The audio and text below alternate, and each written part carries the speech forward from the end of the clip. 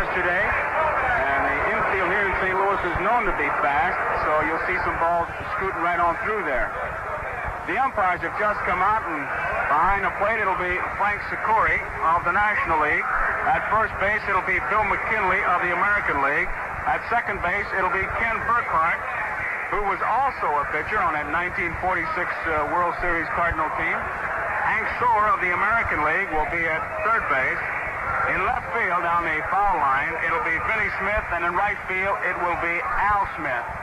The umpires will rotate. Remember, it used to be that the umpires down along the lines just stayed there throughout the series, but they will rotate. They will all have a turn behind home plate if, of course, the game goes more than 4. Johnny Keane of the St. Louis Cardinals and Yogi Berra, and what a tremendous thrill it was for Yogi to come home to the old hometown as the manager of the New York Yankees.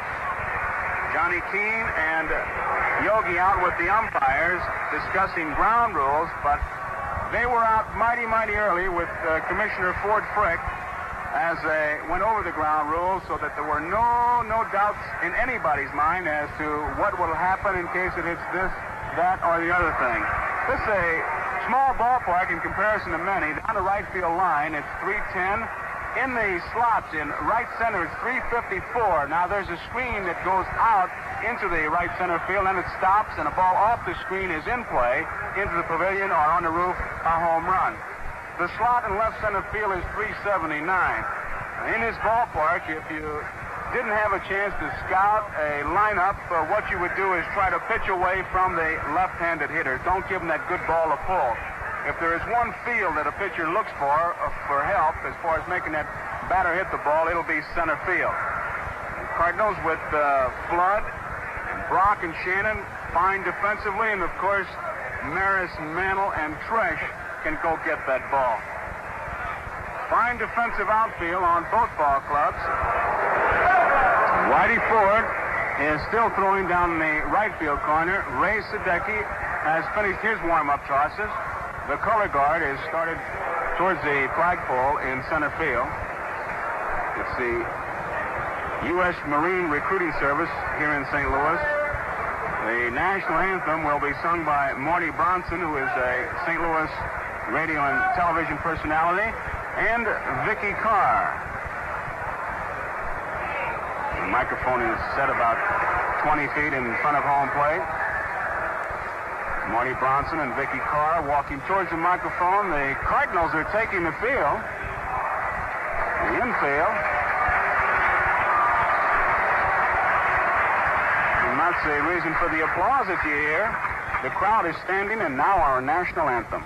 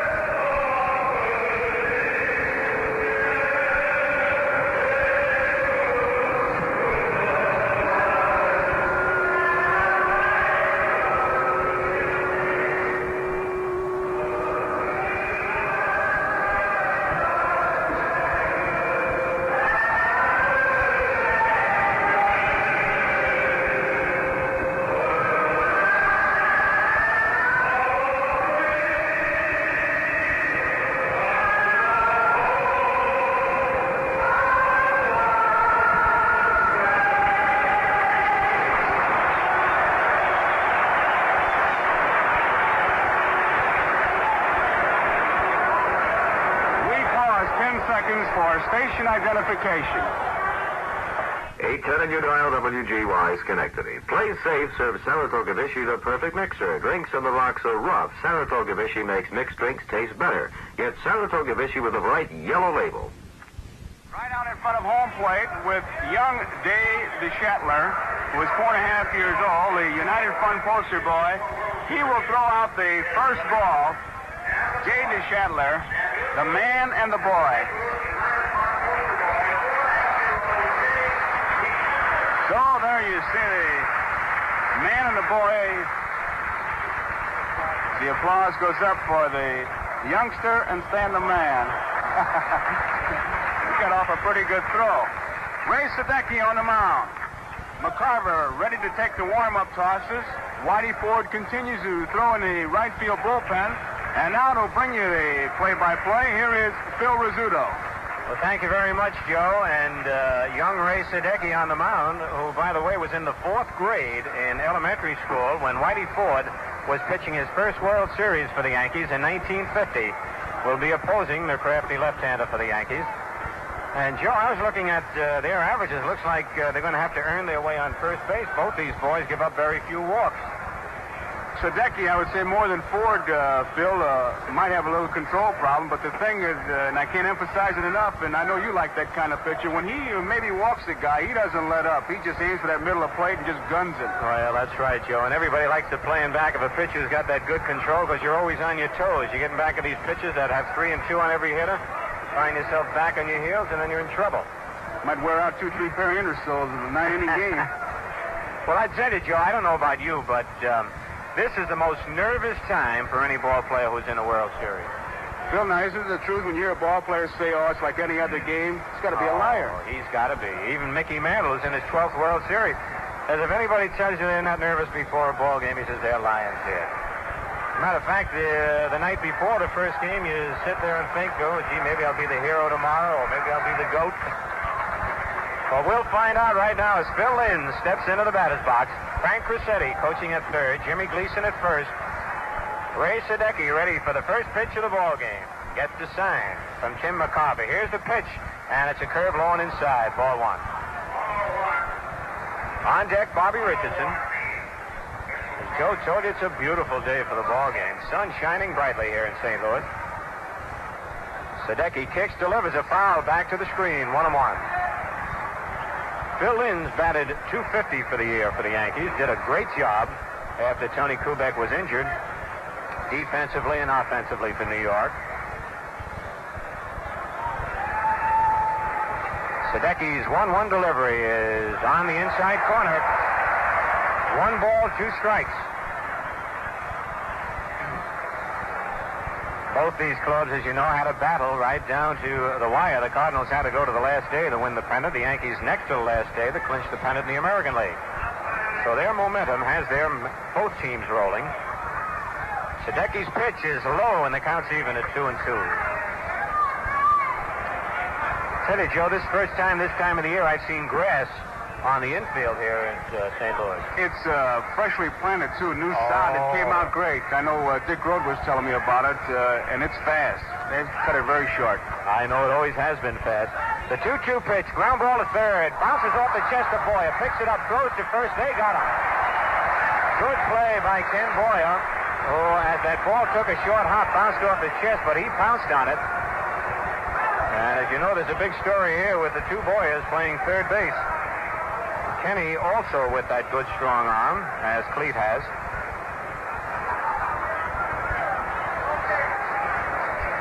That brings up Bobby Richardson, the heart of the Yankee infield. Little Iron Man, they call him, batting .267. Sadecki's pitch is a foul, just below a strike 1.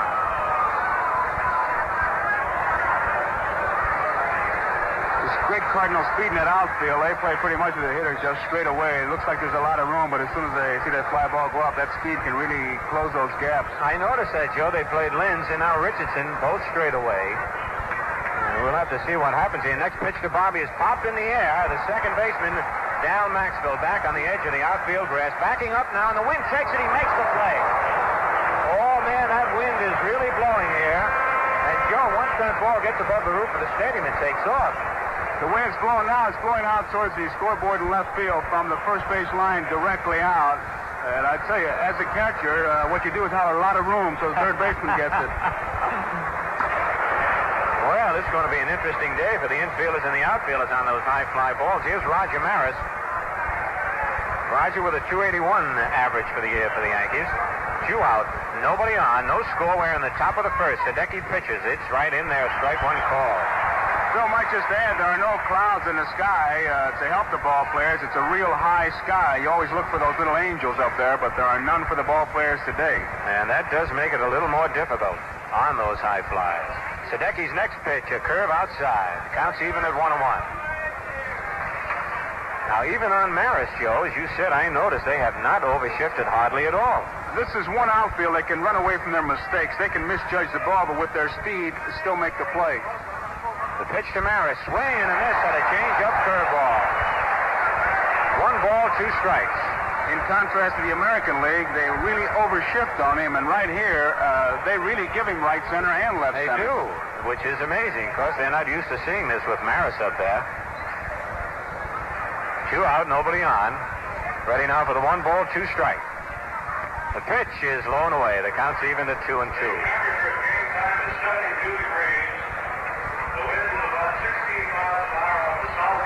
Right now, the temperature has gone up to 72. It was 70 just a little while ago, so this is a beautiful day. Left-hander Ray Hideki kicks, delivers a curve low and away, and it's a full count. 3-2 on Roger Maris. And as Joe told you, down the right field line, it's only 310, so they've got to be careful pitching the left-hand hitters in this park. Batting practice, which of course they're just laying the ball in there. The Yankees hit many of them up on the roof and over the roof across the street. Left field, pretty good shot, 351 down the line. The payoff pitch to Maris, curve low and outside, and he walked him. And there's the first base runner in this 1964 World Series. And the batter will be Mickey Mantle.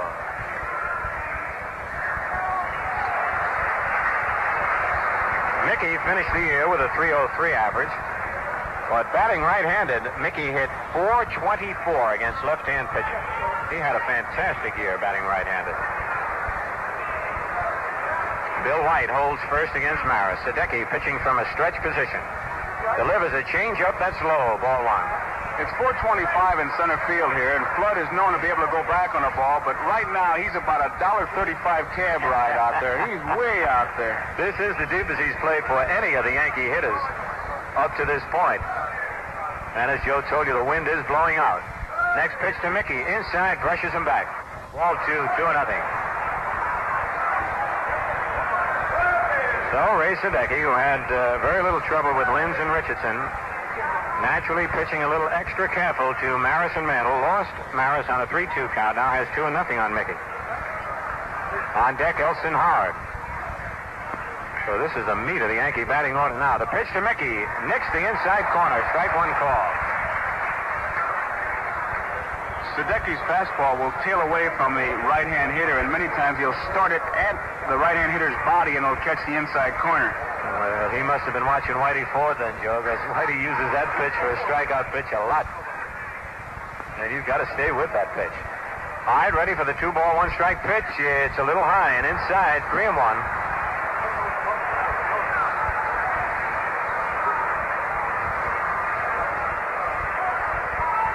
Mickey, of course, one of the few ball players who do not have to look down at the coach. Very rarely, maybe once in a great while, but he's hitting. Just to see if the coach is there. You're right, Joe. All right, here's the pitch to Mantle. Swings, hits a high fly to short right field. Coming on fast is Mike Shannon. He's there and makes the catch. For the Yankees in the top of the first inning, no runs, no hits, no cardinal errors, 1 man left. And at the middle of the first inning, the score is the Yankees nothing and the Cardinals coming to bat.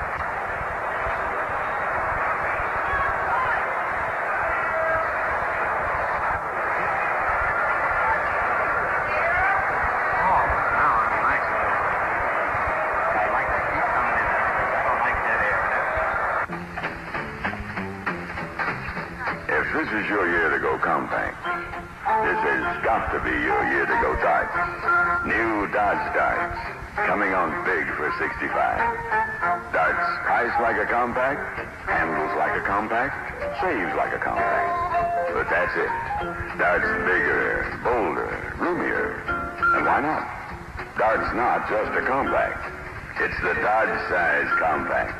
with more spunk, more spirit, more genuine driving excitement than many higher-priced cars.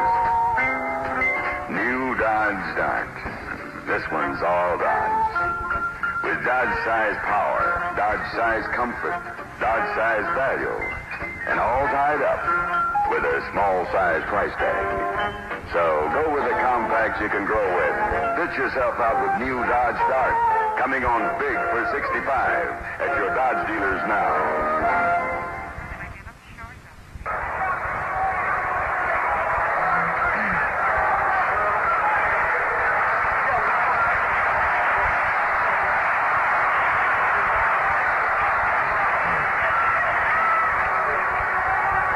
Leading off for the Cardinals here in the bottom of the first inning, Curt Flood, a right-hand batter, facing Whitey Ford. Whitey won 17 and lost 6 this year for the Yankees. He has the highest winning percentage of any pitcher active in baseball now. Here's the first pitch by Whitey. The fastball a little high, ball 1.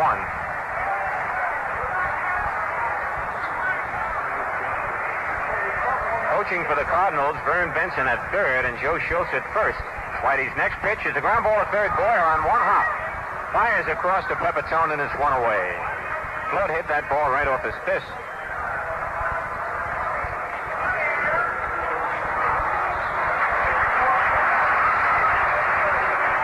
Well, that brings up Lou Brock. Brock batted .315. He had the highest batting average of any Cardinal ball player. You can see the Yankees got him pretty well scouted, Phil, the way that Boyer has already moved in at third base. 2 bounces in the infield, and this guy's on. He can really fly. Well, a left-hand batter takes a curve low and outside, ball 1.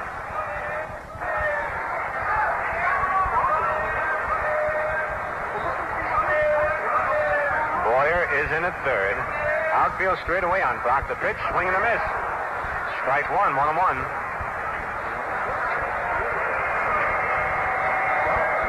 Whitey worked a total of 245 and 2/3 innings. Walked only 57 men. Next pitch to Brock. Fouled. Back in the upper deck and out of play. On deck, Dick Grote.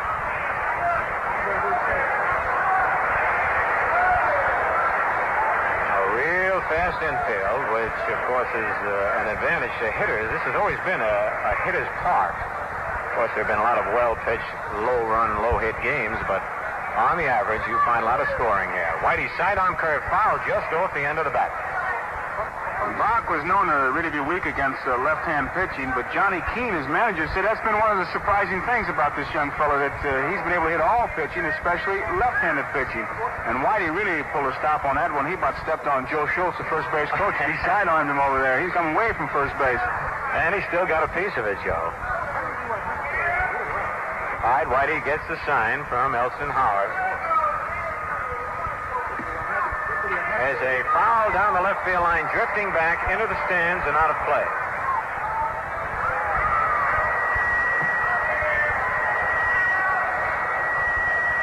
Well, they say that Lou Brock is one of the big reasons why the Cardinals were able to stay in the pennant race and eventually win the pennant when he came over from Chicago. Reading the papers, Joe, a lot of the players were a little disappointed when he first came over. He was only hitting .250. Yeah. I saw nothing wrong with .250 when he was hitting him. I mean, the players might have been disappointed. But he really came along strong. 1 out, nobody on. We're in the bottom of the first, no score. Whitey's pitch, a foul at the plate. Elston Howard chases it down. Joe, how come those catchers always run after those foul balls? Because they want to keep that ball in play before they put that new one in. They give Whitey a ball, it's a little bit scuffed up, and he'll write the Star Spangled Banner for you as he throws it up there. Keep that nice old ball in there. Don't give him that room service baseball. All right, Whitey is ready again. His curve again fouled off back into the crowd. Brock looks to me like he hits that ball where it's pitched, Joe. That he does. You can see they spread out on him, and he gets that bat on that ball. You really can't play him one way. He's hit balls over that 379 in left center. He's hit him in right center. He's got good power and great speed. He's about got this game beat, I'll tell you, when you can run like he can. The speed really helps. Again, Whitey into the windup. Pitch is a little low, and the count's even at 2-2.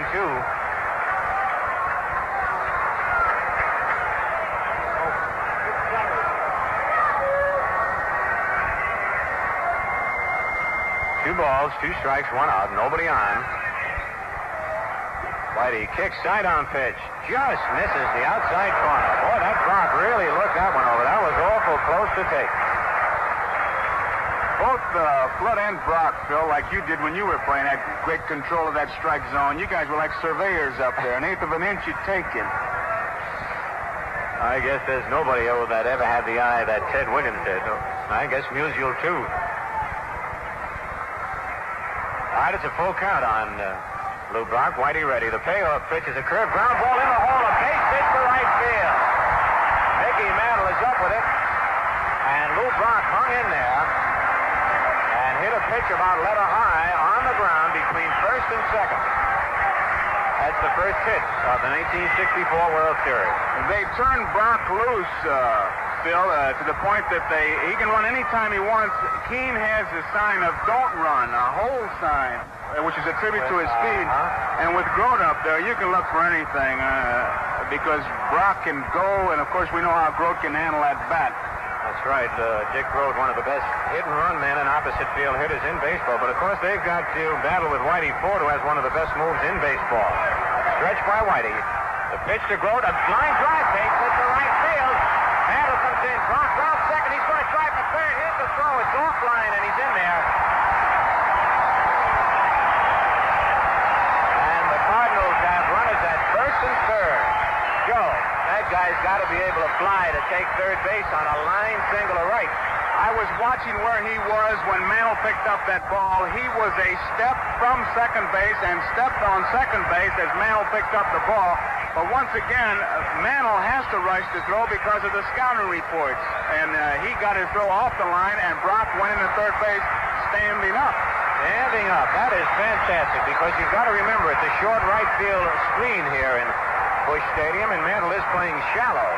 Grote hit the ball hard on the ground, and Joe Garagiola just told you that he's a good right field hitter.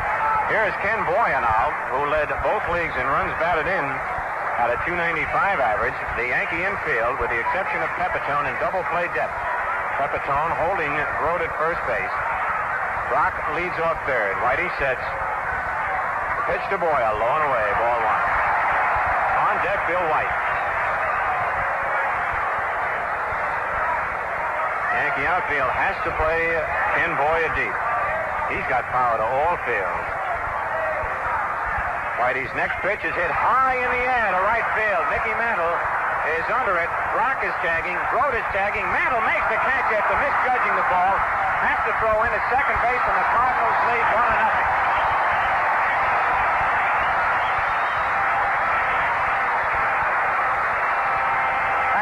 A big factor because Mantle was getting set to come towards the plate as he was going to get that running start, but the wind drifted it to the right, and Grote very alertly was ready to go to second base if he comes to the plate, but Mantle gave up on Brock and went into second. That wind's a factor, a big one. Joe, I'll bet that wind drifted that ball 20 feet from where Mantle was getting ready to try for the play at the plate. All right, here's Bill White, left-hand batter, swings and misses, strike 1. And, of course, Dick Grote wisely tagging up and bluffing going to second so that Mantle's throw would have to go into second. There'd be no play on Brock at the plate. So the speedy Cardinals score here in the bottom of the first. They lead the Yankees 1-0. Stretch by Whitey. Throw to first. They got him. No, oh, no. Joe Pepitone is arguing. And he is arguing with first base umpire Bill McKinley. What a move. The reason I said they got him is that Grote was taking 2 steps to second base as Whitey kicked and threw to first. But he got back in a hurry, Joe. That was a great move. Grote is taking a lot of time getting ready. He popped a few shoestrings, I'll tell you, getting back, because his body was going one way, his shoes another. Time is called as he kind of takes inventory there. He got back. It was a real good move by Ford, who probably has the best move in baseball. Yeah, now that Sponey's not pitching too much. All right, we're ready to go. I was a little premature with that call, but it sure looked like they were going to get him. The pitch to White is low and away. That's what I keep saying. They pick you off up here, you're still not out. That's right, Joe. A 1-1 count to Bill White. White had a fine year. Finished batting .303, over 100 runs batted in for St. Louis. Next pitch, swing and a miss, strike 2. Whitey's fastball in and down to Bill White. Pepitone playing in back of Dick Grote at first base. Of course, Whitey has a pickoff move to every base, not just first. He sets. Delivers a curve. Strike three. Swinging. A curveball by Whitey Ford. But the Cardinals break the ice in the bottom of the first. 1 run, 2 hits, no Yankee errors, 1 man left. And at the end of the first inning, the score is St. Louis 1, Yankees nothing. When you hear the name Monaco, what do you think of? Well, starting now, you're going to think of a car, a great car from Dodge.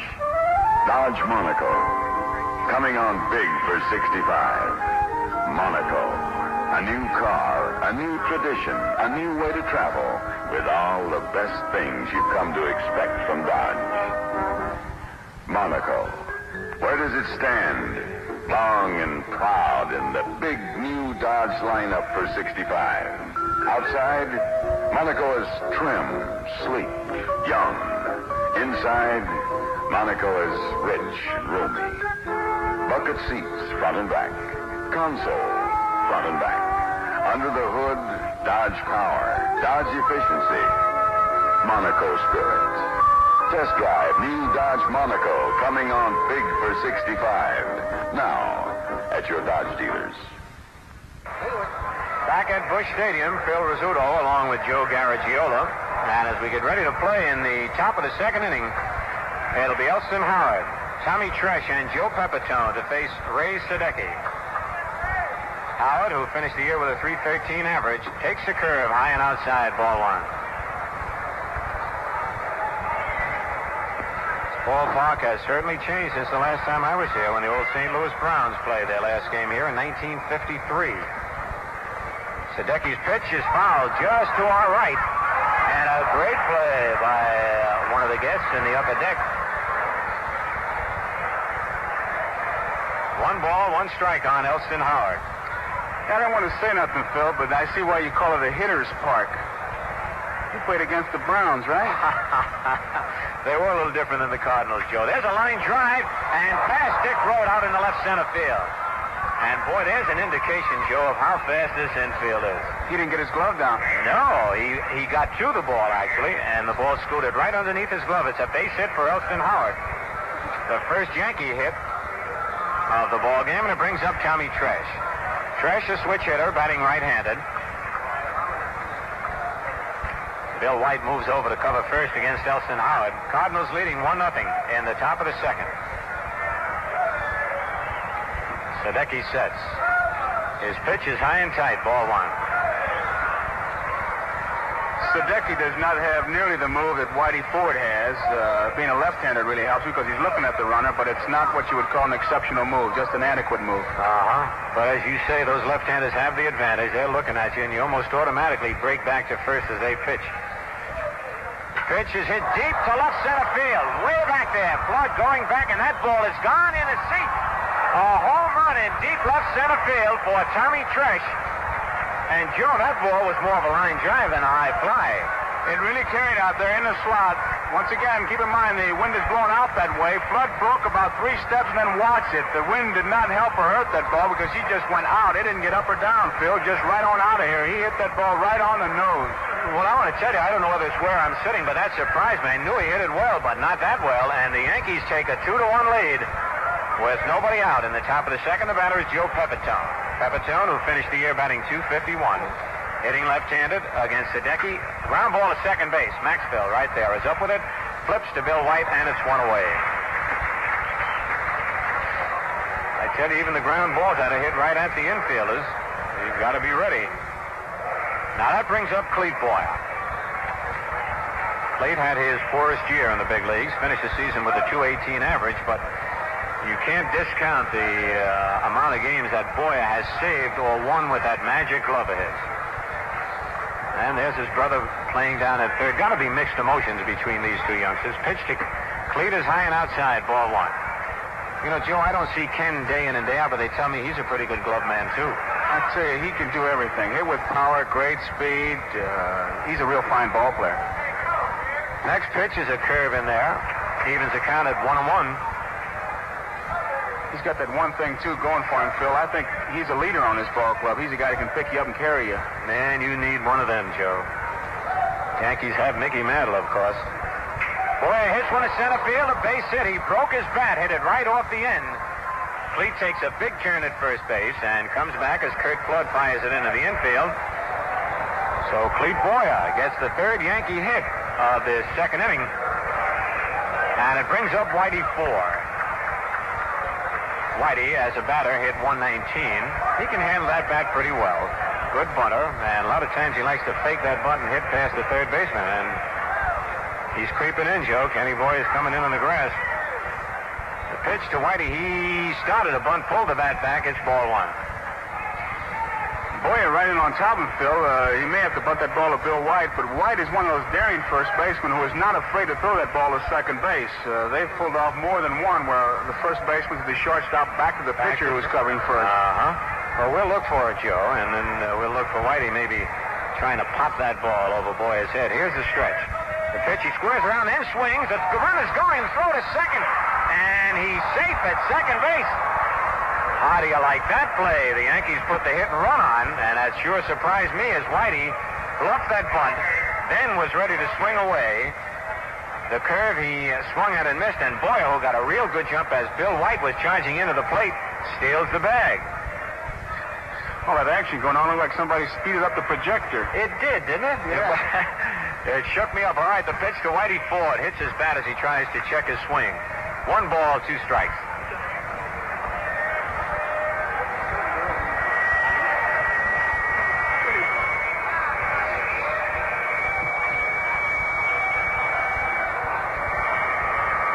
Cleve Boyer at second base had 6 stolen bases on the year. He leads away at second. Sadecki sets his pitch, ground ball to first base, and pass right down the right field corner. Boyer's coming around to score, and Whitey Ford is on with a bouncing single just over the bag. Down in the right field corner, the Yankees lead 3-1. Sadecki got that curve inside to Whitey Ford. Whitey chopped at it. Phil, you mentioned a minute ago how he helps himself with that good move and as a fielder. Here's another case where a pitcher helps himself another way, this time with the bat. And it is so important for those pitchers to learn the art of bunting and getting a piece of that ball. Of course, there's too many of them want to be home run hitters, and that gets them in trouble. All right, here's Phil Linz, who bounced to third base first time up. Whitey leading off first. Stretch by Sadecki. His pitch is inside. Ball one.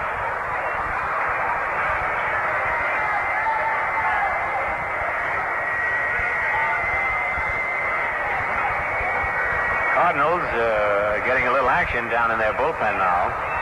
But the Yankees leading 3-1. The pitch to Linz is outside, ball 2.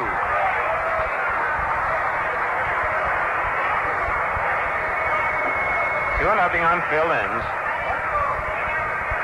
Frank Sikori, plate umpire, runs out to pick up a piece of paper. Gordon Richardson, a left-hander, is loosening up down in the Cardinal bullpen.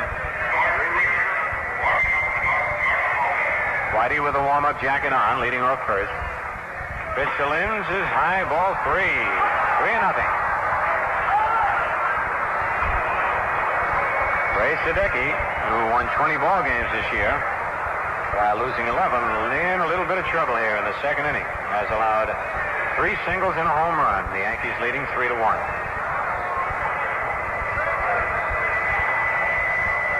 The stretch and the pitch is taking ball 4. 4 straight pitches.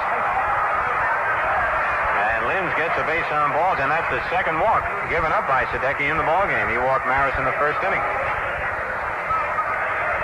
Little huddle out there on the mound now with Tim McCarver, Bill White coming over.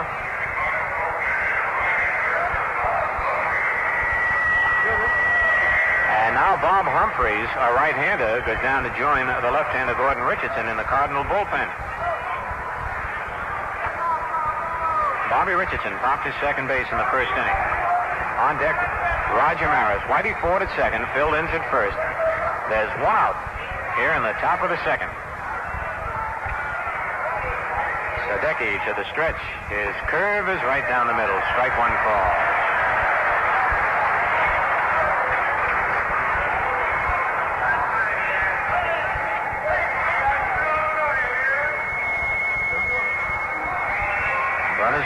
first and second. Sadecki's pitch line to left field, a base hit. Lou Brock coming in fast up with it. Whitey's going to try and score. The throw to the plate is in time. A beautiful throw. Holy cow, did he throw it strike. Lou Brock not only threw a beautiful strike, but Joe, how about that fake Ken Boyer made? That's a big play, Phil. As that ball hit the grass, they got their man at the plate, but Boyer's fake was able to keep Linz at second base. He just didn't know what Boyer was going to do, and he acted it out. That's one of those little things that pays off all the time. That was really a beautiful fake by Kenny Boyer. He made believe he was going to catch that ball, and Whitey stood up and then realized he had a slide, and Brock's throw cut the heart of the plate on one hop. So it's a single for Bobby Richardson. Give Brock an assist and McCarver a putout as Whitey is put out at the plate. And here is Roger Maris. Linz is at second, Richardson at first. Maris walked his first time up. Pitch to Roger. Outside, ball one. Yankees have had 5 base hits and a walk here in the second inning to pick up their 3 runs. They lead in the ball game 3-1.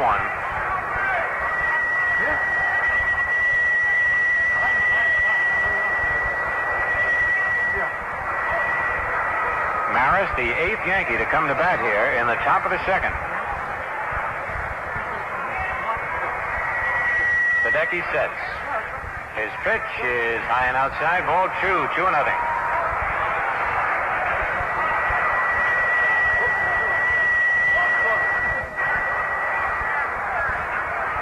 Sadecki has thrown a lot of pitches here in this second inning. Bullpen still heating up for the Cardinals.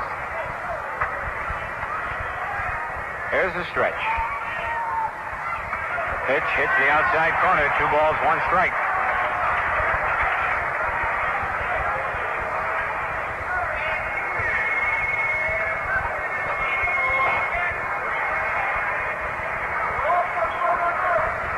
Yankees 3 and the Cardinals 1 in the top of the second inning. Sadecki checks Linz at second. His pitch is popped foul, but coming back into the crowd and out of play. That evens it at 2-2 with 2 out and 2 on.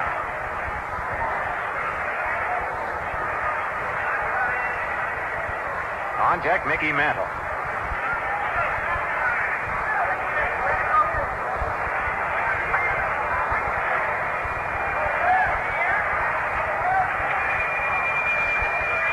Sadecki is ready. He kicks, delivers a curve, strike 3 call. Roger Maris called out on strikes, and for the Yankees in the top of the second. 3 runs, 5 hits, no Cardinal errors. 2 men left, and at the end of the second, rather at the middle of the second inning, the score is the Yankees 3 and the Cardinals 1.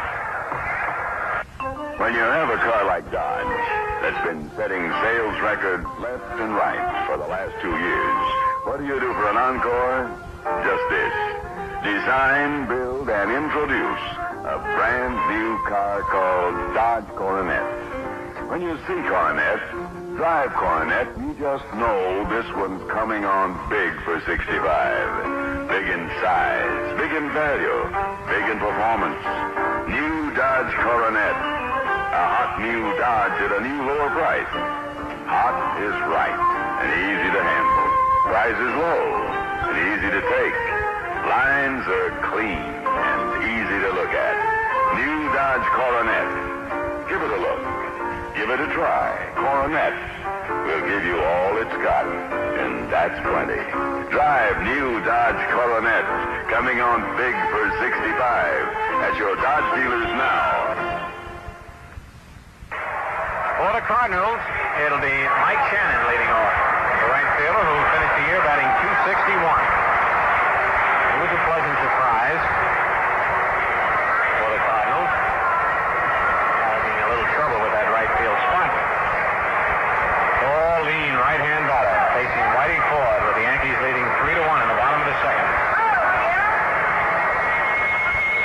Whitey into the windup.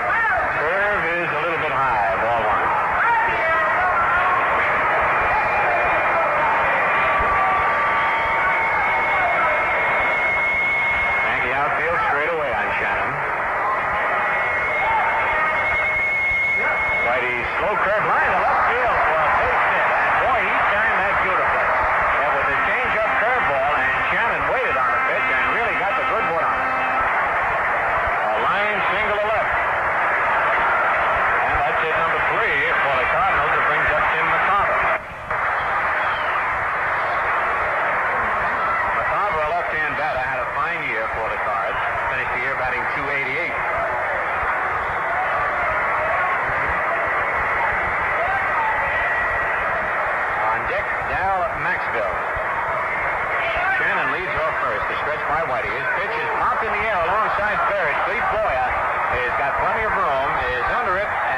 catch in foul territory.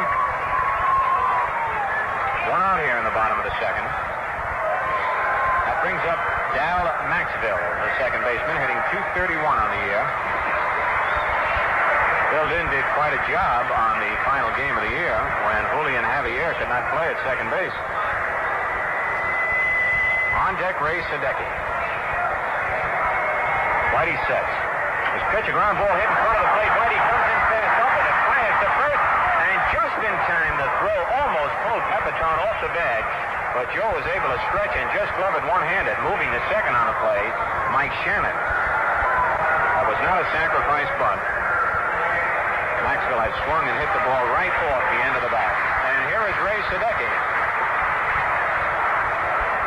Sadecki was hitting .158 for the year for the Cardinals. Bats him left-handed. 2 men are out in the last half of the second. Yankees lead 3-1. Whitey taking a little extra time out on the mound. He moved that Pepitone just a little bit over. He kind of checks everybody, doesn't he? He does. As you say, Joe, they call him the chairman of the board, and they don't do that for nothing. Sadecki takes a curve high. Ball one. He bounced out that mound pretty well, too, Joe. Yes, he did. This is a tough play. Shannon leads off second. Sadecki swings, fouls it back into the crowd, and out of play. And as you look at the crowd, down the left field line, it's a shirt sleeve crowd. The sun is shining brightly. But down the right field line, where the shadows have already taken over, they've got their coats on. A 1-1 count to Sadecki. Whitey's curve lined. Oh, to right field, a big kick coming around third to Shannon. Man, love it. The throw to the plate is too high, and the runner scores. The ball bounces into the seats. And Sadecki, let's see, will he stay at second or be moved to third base? He's going to be moved to third base, and that's going to be a single, and error for Mantle. We had to wait as Bobby Richardson leaps high in the air and just missed gloving that ball in the webbing of his glove. So Sadecki comes through with an RBI single. Mantle is charged with an error as his throw all the way in on a fly went over Howard's leaping glove and one bounce into the stand. Bill, once again, a pitcher helping himself with a base hit, and that's the toughest RBI in baseball, that 2-out run batted in, and Sadecki got that base hit. The air gives the Cardinals a run, and there he is at third base with Flood up there to try to drive him in. You're right, Joe, and he got it off the left-hand pitcher, just as Whitey Ford did off Sadecki. All right, here's Kurt Flood. Takes a pitch low and outside. Ball one. The game continues at the beginning of side 2 after a short delay.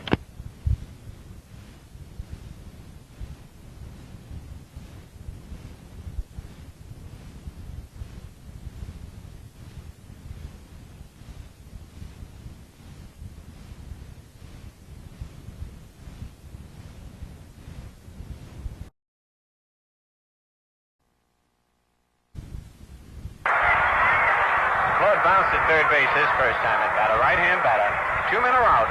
The Yankees lead 3-2. The pitch, a ground ball is short. Lynch comes in on the short hop. Fires to first in time to get Flood. But the Cardinals come back with 1 run, and at the end of the second inning, the score is the Cardinals 2, the Yankees 3. There's always been a great custom at Dodge, and it continues into 1965.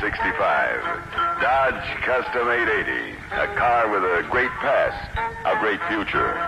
New Dodge Custom 880, coming on big for 65. Put it this way, you could pay more for a car of this kind, with this kind of luxury and elegance, but you don't have to. This is driving at its finest. Dodge at its quiet best, with quiet luxury, quiet power, quiet authority. New Dodge Custom 880 looks young, acts young, is young, with all new lines designed for 1965. If this sounds like your car, take a look, take a drive. You'll find it is your car. New Dodge Custom 880, coming on big for 65 at your Dodge dealers now. We pause 30 seconds for station identification. 810 and you dial WGY Schenectady. Want to be a winner? Serve your guests Ginger Perfect Saratoga Ginger Ale. It's a pale, dry ginger ale with just the right carbonation and a touch of imported Jamaican ginger. It's great served ice cold in tall glasses and mixes superbly with other favorite beverages.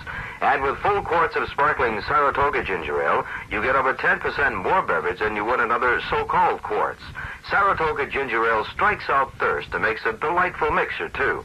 Get Saratoga Ginger Ale right now at your favorite store. For the Yankees here in the top of the third, with the Yankees leading 3-2, and the way this first game of the 1964 World Series is starting, it sure looks like a hitter's series.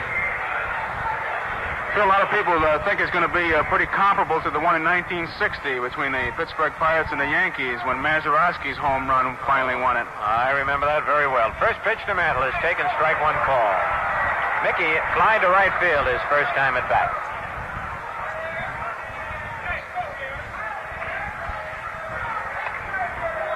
Sadecki gets the sign from McCarver. Delivers a swing and a foul tip in front of the plate. 0-2 to Mickey Mantle. On deck, Elston Howard. You know, Phil, you keep talking about the pressure on those ball players. Those umpires, I tell you, that is the real pressure. They umpire that ball. It really doesn't make any difference who throws it or who hits it. That is real pressure. Well, I've always said they've got the toughest job in baseball. A two-strike pitch, a little bit low. Ball rolls in back of McCarver. 1 ball, 2 strikes.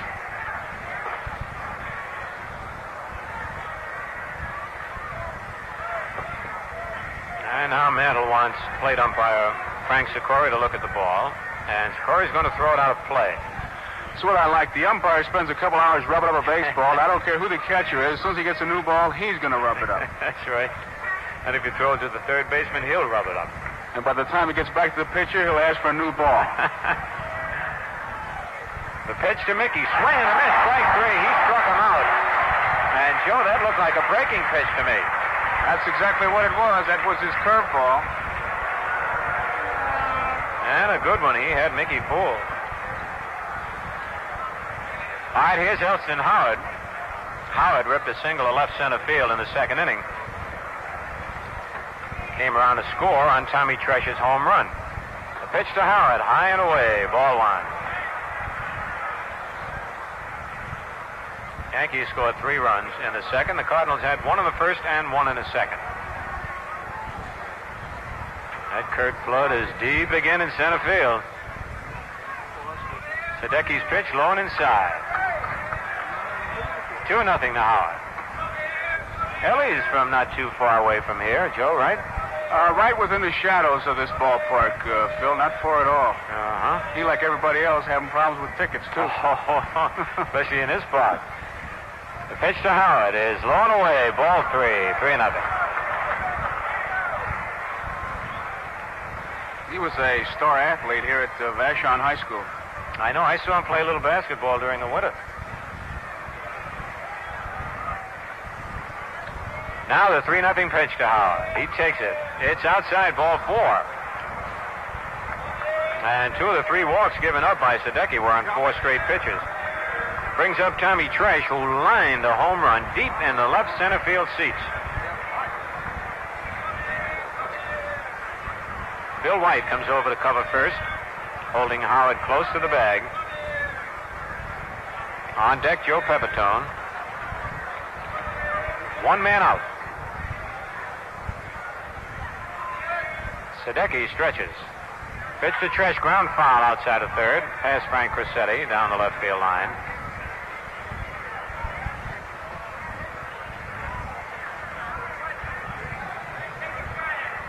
Hank Soar, American League umpire at third base, hustles over to pick that foul ball up.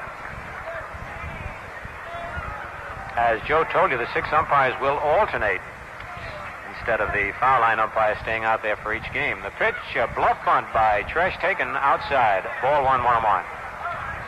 Kenny Boyer was playing way back for Tommy Tresh that time, and Tresh saw an opportunity to maybe drop one down and beat it out. Elson Howard leading away at first. There's one out. Yankees leading 3-2. Pitch to Tresh low. 2 balls and a strike. Got about 3 guys on that Yankee club, Phil, that can do that. Mantle does that a lot. Maris does that a lot. Tresh does it. They catch that infielder back, and they'll drop it and take off. Well, as you know, Joe, that's where those good hitters have the advantage.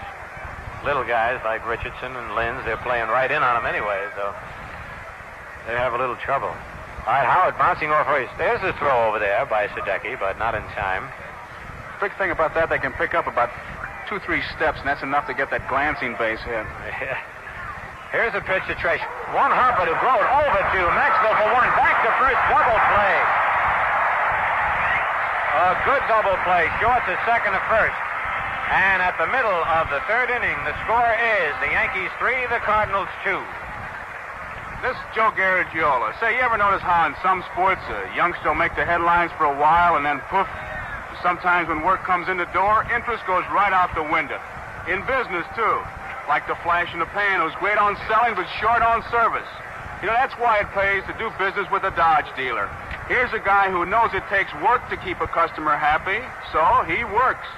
From the time you pick up the keys to your new car until the time you trade it in for another, your Dodge dealer cares.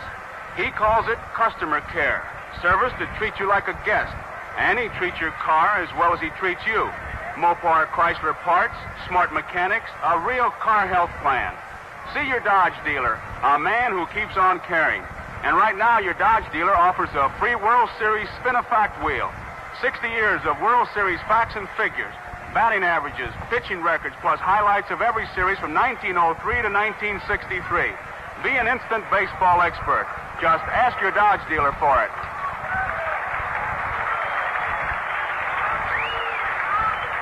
All right, Joe, and as we get ready to go here now in the bottom of the 3rd, Lou Brock leads off. Brock singled to right field and scored the first run of the ball game in the 1st inning. Coming around on a single by Grote and a sacrifice fly by Ken Boyer. Left-hand hitting Lou Brock, ready. Ground ball to the right side. Richardson to his left, has it. Flips to Pepitone, 1 away. That'll bring up Dick Grote, who on the first pitch thrown to him, lined one right by Pepitone into right field for a base hit, sending Brock to 3rd. Grote is the kind of hitter that the shortstop and second baseman on opposing teams hate to see come up. You just fan out, don't you? You've got to fan out, but it's tough to decide who's going to cover with a runner at first. You know, if he's stealing. Pitch to Grote is low, ball 1. The only other guy I can remember comparable to Grote was Luke Appling. Did you ever have a hit-and-run situation, Phil, where nobody covered, hoping he'd hit the ball? It's happened. We didn't plan it that way, but it has happened, Joe. The pitch to Grote is right in there. Strike called, 1-1. On deck, Kenny Boyer. Maris is shading Grote just a little bit in right center field. Not too much. 1-1 pitch is on the inside corner, strike 2. I remember when Grote came to the big leagues, we were both on the Pittsburgh club, and he kept hitting that ball to right field, and he kept complaining because he couldn't pull the ball, you know? No kidding? Finally, Bill Meyer convinced him that you try to teach fellas to do what you do naturally. That is true. That is a big asset. Pitch to Grote is popped in the air. Bobby Richardson moving back. Now we'll watch that win. Bobby is under it, and he makes the catch. Had no trouble with that one. 2 away, and here's Kenny Boyer. Boyer drove in the first Cardinal run with a sacrifice fly to right field.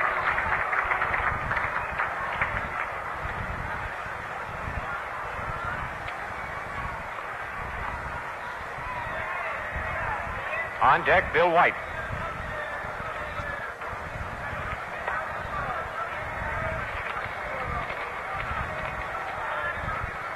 Whitey Ford turns around, looks at his defense.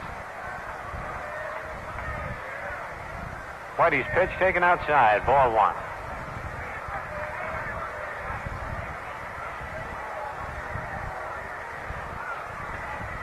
Gets the sign from Howard. Curve low and inside. 2 balls, no strikes. He had Boyer looking for the fastball that time, but the curve was too far inside. Whitey's 2-0 pitch. A curve that's too high this time. Ball 3. 3-0. And I'll tell you one thing, Joe. In this modern era, you don't get a fastball a lot of times even when you got 3-0 on you. That's the difference between that good pitcher and that mediocre guy. The guy that can control that breaking ball when he's behind. Right. The 3-0 pitch. Low and outside, ball 4. So Whitey gives up his first walk of the ball game. And it brings up Bill White. As we told you, Ken Boyle led both leagues in RBIs, and so Whitey was being extra careful with him. Bill White coming up also had over 100 RBIs, but he struck out his first time up. Boyer gives a lot of credit to that Flood and that Brock for base hits. Brock 200 and Flood 211. Oh, man, you always got men on base when you're coming up. The pitch to White. Ground ball to the right side. Pepitone in. Up with it. Nice play. Runs over and tags Bill White as White dove for first. But they got him. Nice play by Pepitone. And at the end of the third inning, the Yankees 3, the Cardinals 2. We pause 30 seconds for station identification. 810 and you dial WGY Schenectady. Take a between innings break and refresh yourself with a favorite mixed drink made with Saratoga Vichy. It brings out the fine flavor of any beverage. Saratoga Vichy adds more zest and flavor, not raw and rough like drinks on the rocks or dull and lifeless like drinks made with plain tap water. Saratoga Vichy is the genuine Vichy from the world-famous Saratoga Vichy Spring. Get Saratoga Vichy in the green bottle with a bright yellow label wherever you shop. Ask for it by name, Saratoga Vichy. Chances are there are health and welfare services in your town helping children, families, the elderly, and the sick. How much money does each of these agencies need? Your United Fund or Community Chest. One campaign for many agencies gets the answers through a citywide budget committee. Because of careful budgeting and overall planning and low campaign costs, every contribution goes that much further to help people. Your one gift works many wonders. Give the United Way.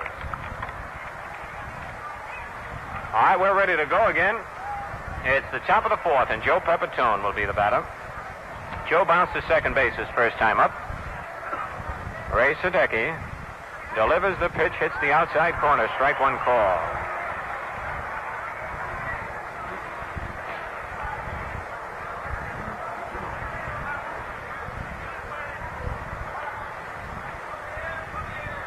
Sadecki's next pitch fouled back to the screen. 0-2. Phil, maybe it's just me, but has Pepitone used a different stance against left-handed pitching, like he crouches a little lower? I'll tell you, Joe, not only does he use a different stance against left-handed pitchers, he's had about 45 different stances this year. But he does get down a little bit more. He says he can see the curveball better off a left-hand pitcher when he crouches a little more. Sadecki's sidearm curve hit high in the air to right field. Let's see if the wind takes that. It's bringing it back and in fair, rather foul territory, but making the catch is Mike Shannon.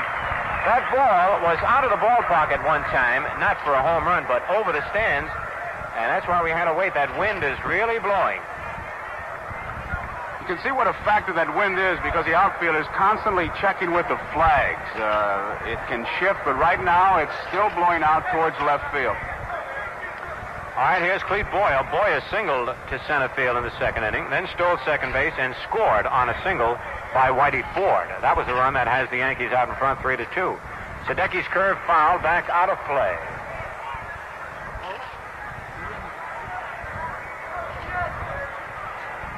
Whitey Ford is on deck. One out, nobody on. Yankees have 5 base hits to go with their 3 runs. The Cardinals 4 hits and 2 runs. Sadecki kicks, delivers it just outside. 1-1.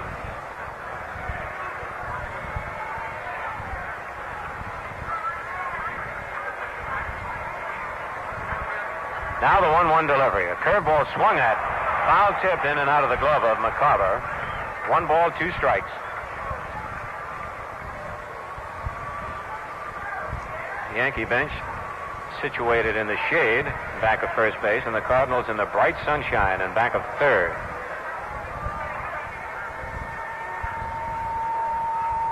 Here's Sadecki's 1 ball, 2 strike pitch. A ground ball will go to his left. He has it on the big hop. Throws to first in time.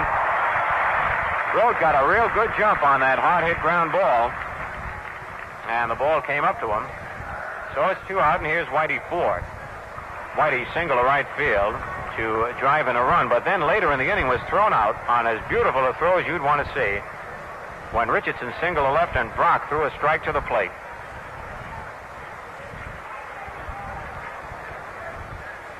Pitch to Whitey, low and away, ball 1.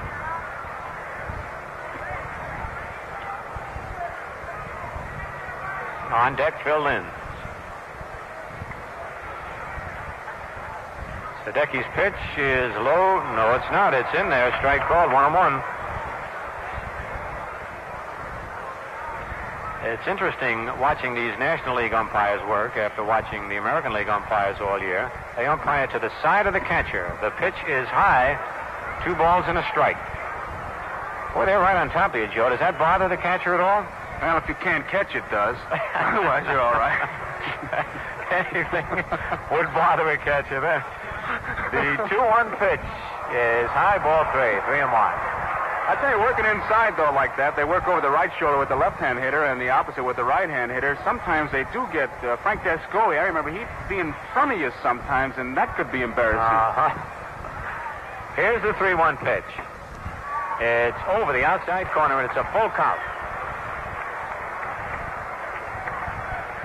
3 balls, 2 strikes, 2 out, nobody on. Yankees 3, Cardinals 2. Sadecki delivers. It's inside, ball 4. Whitey Ford walks, and that's the 4th walk given up by Sadecki in the ball game. And Mr. Garagiola said that of the 2, Sadecki would probably have more trouble with his control than Whitey, and he's proved to be a prophet up to now. I tell you, he doesn't let up, though. He's throwing just as hard. He does throw just as hard.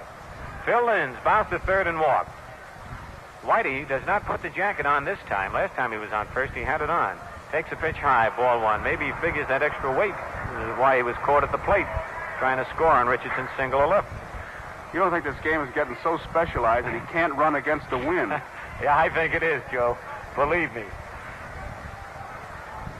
On deck, Bobby Richardson. Sadecki sets. Pitch is high. 2 balls, no strikes. And the Cardinal fans getting a little excited. And again in the bullpen, we have the left-hander and a right-hander, Richardson and Humphreys. And now Dick Grote comes in from his shortstop position. Have a little talk with Sadecki.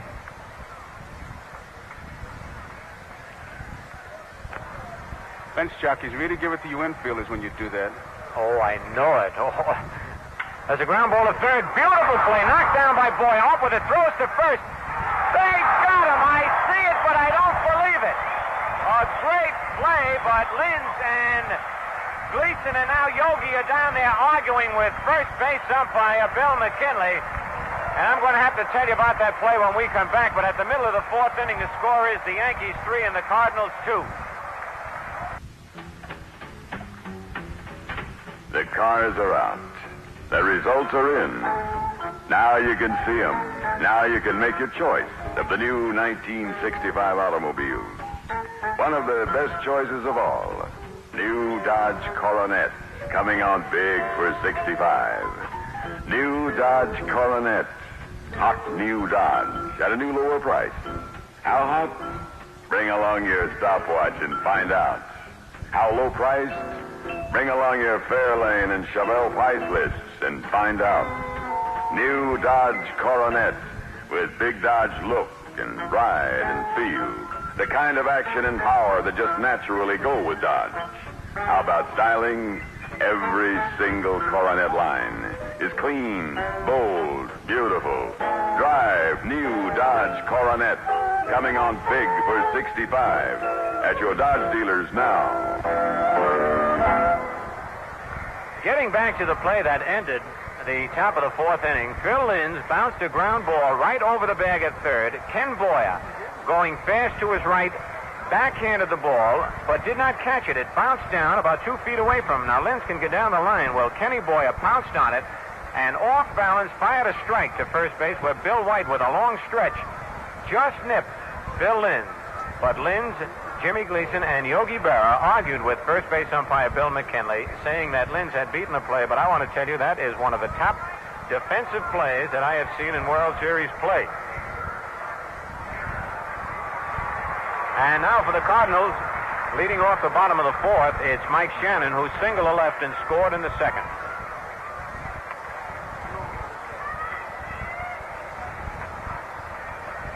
Whitey Ford out on the mound.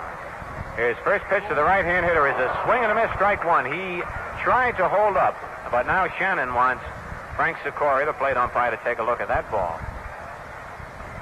Sikori does, and he's going to throw that one out of play. Well, that evens it up. He's thrown a ball out for each side. I thought Howard was going to throw that one out, Phil. He kept looking at it. In about an inning or so, those shadows are going to be a factor. Right now, they're not directly in front of home plate, but they're starting to sneak out there. They're starting to come out. Well, the Cardinals will get used to it because it's going to be the same way at Yankee Stadium, Joe. Here's the one-strike pitch. A curve popped in the air. Boyer going back. Linz over. Boyer stops. Linz makes the call. He's got it in foul territory. And that's what you call a little bit of teamwork. Of course, had Boyer continued, he'd have collided with Linz, but Linz yelled him off the play. It's one out, and here's Tim McCarver. McCarver fouled to third base in the second inning.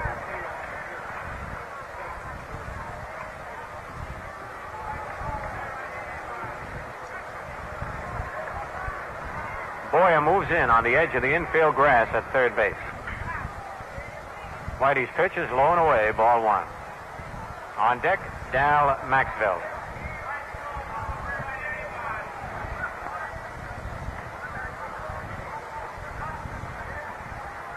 Whitey delivers a foul as McCarver tried to go to the opposite field. That ball went up on the roof. And one of the members of the press came up with it. 1-1 the count. And it still amazes me the way the outfielders play the left-hand hitters in this ballpark. They play them straight away on both sides now. Whitey slow curve line to right center field. That's in for a base hit, maybe extra bases. McCarver's around first. It gets by Maris. And now McCarver's around second. Mantle's up with the ball. The throw to third is not in time. And McCarver pulls into third, and we'll wait and see what they score that. Roger Maris coming over quickly from center field, trying to catch the ball in the dead run as he tried to get it on a short hop. It hit off his glove. He ran by it. Mantle had run by it, and after Mickey picked it up, McCarver steamed into third. And we'll get the call on that, whether it's a double and an error or a triple all the way. But it's one out, and the batter is Dal Maxville, who hit back to the box in the second inning. Now the potential tying run is at third base, and the person of Tim McCarver, the Yankee infield, is pulled in for a possible play at the plate. And a possible squeeze play. Maxville can handle that bat, Phil. All right, Joe, we'll keep an eye out for it. Here's the windup by Whitey. His pitch, he bunted, and he fouled it off. Garagiola right again. And I'll tell you something funny, though. McCarver fooled me because it was not the suicide squeeze. He did not break quickly, but Maxville squared around, and Whitey threw a real good pitch to kind of confuse the hitter. He threw a curve that broke right in on him. If he'd missed, I think it'd have hit him right in the stomach. I think he was going to try to knock him down with that curveball to get him out of the way to give Howard a good shot at making a tag at McCarver. McCarver timed it in real good shape. As you said, Phil, he didn't break too soon to give Whitey. That's right. Well, and Maxville then made a good play, getting a piece of that ball. Whitey now might have a pickoff play on at third base. And there it is, and the throw is not in time. This Whitey's got a pickoff move to every base. The batter's got to be alive or he'll pick him off. One strike on right-hand hitting down Maxville. McCarver leads down the line at third. Here's the windup by Whitey. Double pumps to see if McCarver's starting. The pitch is over the outside corner, strike two. The official scorer has ruled it a triple all the way for Tim McCarver. A triple to right center field, figuring that Maris was going too fast to be charged with an error as he tried to block that ball in deep right center field. All right, Whitey is ahead of Maxville. 0-2. His pitch, check swing, he's out of there. It tipped the bat, and Howard held on to it. It goes as a strikeout. He had checked his swing, but it nicked the bat. A big strikeout for Whitey Ford. Bill, you can't help but comment that on that pickoff play, even though McCarver wasn't near being out, what it did was really cut down his lead and allowed Whitey to double pump, not only get a little extra on that ball, but also throw off the timing of Maxville. He tries everything. You're right. Great to have all those different moves. All right, here is Ray Sadecki, who single to right field, driving a run his first time up. He tries to bunt, misses, strike one. Well, these Cardinals are playing a little tricky baseball here today. And that's always exciting to a fan to see something out of the ordinary. Sadecki trying to bunt his way on with 2 out and also get McCarver in from third base. Boyer moves in at third now. Right side of the infield is back. The windup, pitch to Sadecki, swings and misses a bad curveball, low and away. 0-2.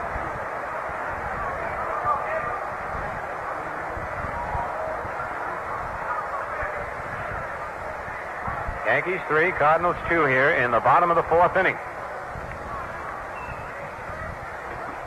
Whitey checks McCarver at third. His pitch, swing and a miss, strike 3.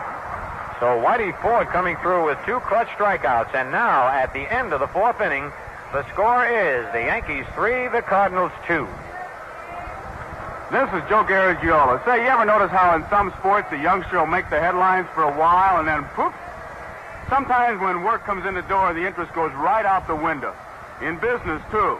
Like the flash in the pan who's great on selling but short on service.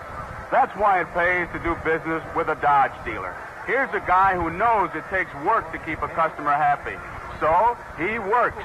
From the time you pick up the keys to your new car until the time you trade it for another, your Dodge dealer cares. He calls it customer care. Service that treats you like a guest. And he treats your car as well as he treats you. Mopar Chrysler parts, smart mechanics, a real car health plan. See your Dodge dealer, a man who keeps on caring.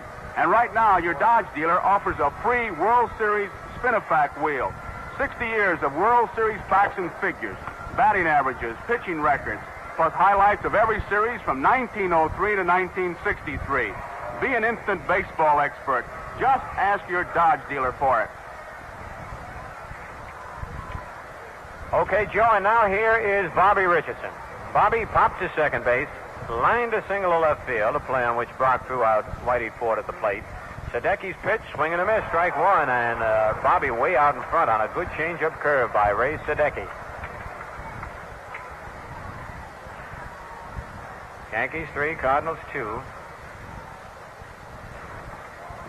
A ground ball to third. Nice play by Ken Boyer. Leap side, throws to first. They got him.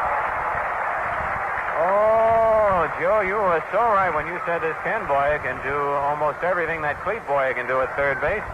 He timed that leap beautifully. It was a high chopping ground ball. Say, as they will say, he'll show you a lot of leather. Here's Roger Maris, walked and struck out. Yeah. 1 out, nobody on. Sadecki's curve, swing and a miss, strike 1.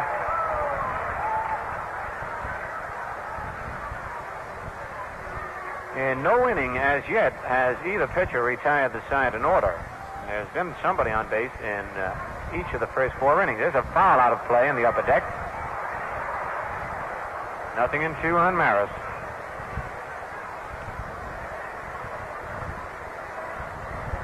Tim McCarver rubbing up the new ball. The hits are even now at 5 apiece, but the Yankees lead 3-2. The 2-strike pitch, sidearm curve, fouled back on the screen and back of home plate.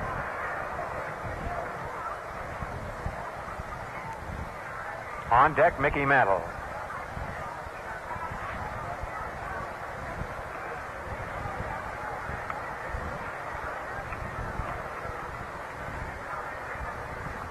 Sidearm curve hit back to the box. Sadecki has it on 1 hop, flips to Bill White, and it's 2 away.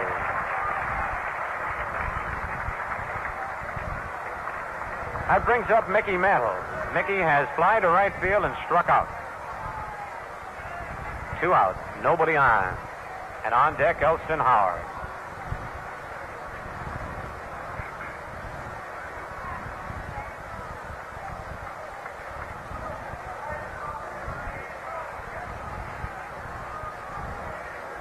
Outfield deep in all fields on Mickey Mantle. First pitch is ball one.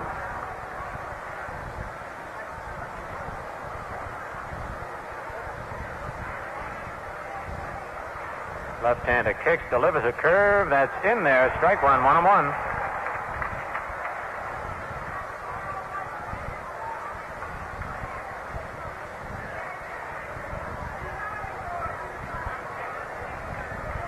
Sadecki gets the sign from McCarver. Base hit to center field. Boy, he hit a bullet. Right by the pitcher into center field. Mickey makes the big turn and then comes back. And nobody wanted to get in front of that one. And here's Elston Howard. Elliott singled, scored a run, and walked. Every time I see a ball hit like that, Phil, reminds me of Murray Dixon, the great little Cardinal pitcher. I'd be catching, he'd call me out, and he'd say, they're hitting up the middle. We're pitching them wrong. We're pitching them wrong, huh? All right, here's Elston Howard. Mantle leads off first. Bill White holding him close. The pitch to Howard, a curve outside, ball one. Ellie had another great year, last year's most valuable player in the American League. Finished the regular season batting .313. Stretch, and a pitch fouled back over the roof, hit the top of the roof, and now bounces back down on the playing field. 1 ball, 1 strike. And Howard runs out to retrieve it.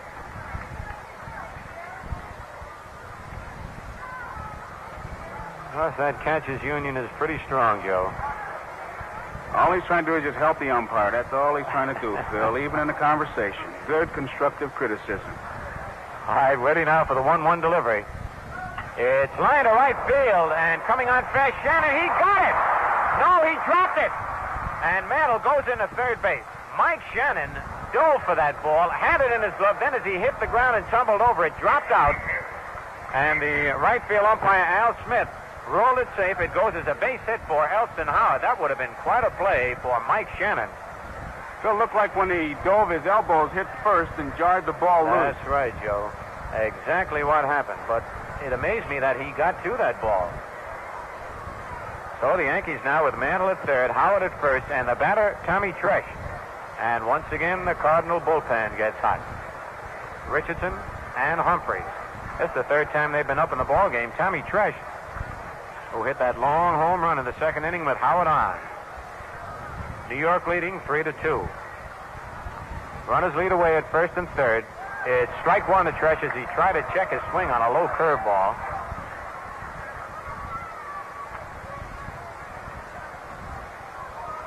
Two out, 2 on.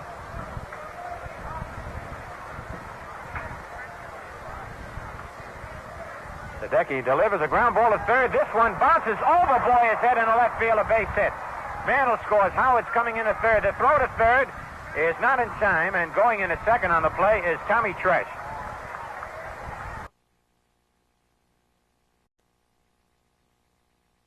So this hard infield here at Busch Stadium in St. Louis gives Tommy Tresh a bouncing base hit. He bounced it just in front of the plate. It went high over Ken Boyer's head, down the left field line, driving in Mickey Mantle. Tresh has now driven in 3 runs, and it goes as a double for Tommy Tresh. Not a single, even though Brock's throw came into third base. The official score figures they would not have gotten Tresh at second. So Howard's at third, Tresh at second. The Yankees leading 4-2. Joe Pepitone bounced the second fly to right. Takes the strike. He started to swing, held up, but it nicked the corner.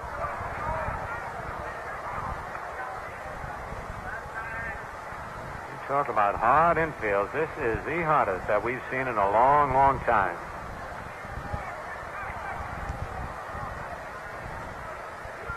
Pitch is on the outside corner. 0-2. Elston Howard at third. Tommy Tresh at second. New York leading 4-2 in the top of the 5th.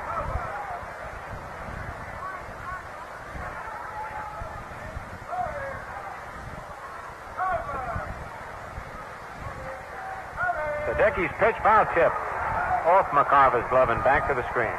Phil, he's got a spot for him at first base if he wants to make Pepitone hit his pitch, but Sadecki is going right on out and getting him. He's going to go for the left-hander against left-hander.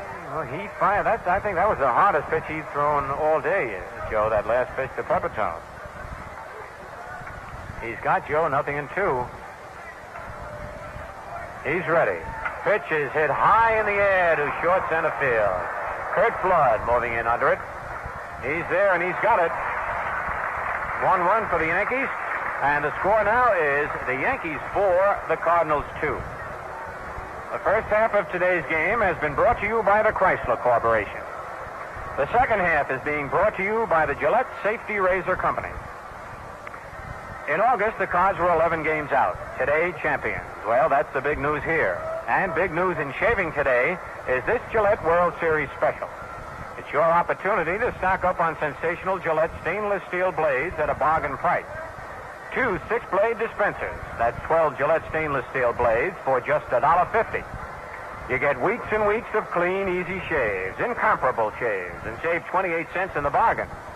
You're guaranteed the best first shave of your life, plus more superbly comfortable shaves every blade than with any other blade, or your money back from Gillette. Discover the remarkably uniform quality Gillette can promise you blade after blade. Get the Gillette special today. 12 stainless steel blades for only $1.50. Supreme shaving luxury, and you save 28 cents. Well, we're getting ready now to go to the bottom of the fifth inning. And here's a fellow no stranger to this ballpark or to the fans here in St. Louis, you fans all over the country, Joe Garagiola. Thank you very much, Phil Rizzuto.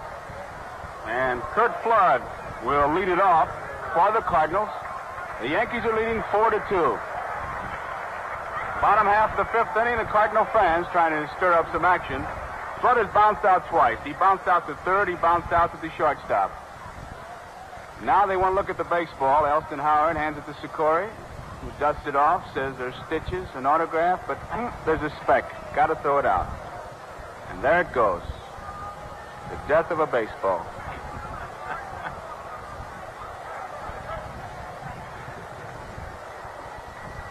Vern Benson comes up from the third baseline. Hey, complaining about Whitey Ford going to his mouth. Whitey belongs to that category. He throws a spitball. Now they're going to look at it again. And Sikori's going to look at it. You know, and he throws it out, and it's just all right, this one. Whitey was accused of using a ring to cut up a baseball against Cleveland. He's accused of throwing a spitball. He's just a good pitcher. Here's a strike call. I think Gil Hodges of the Washington Senators puts it best when he talks about Whitey Ford. He says, when you hit Ford, you hit his mistakes. And when you're not hitting him, you claim everything. Flood takes it inside, and it's 1-1. All kinds of descriptions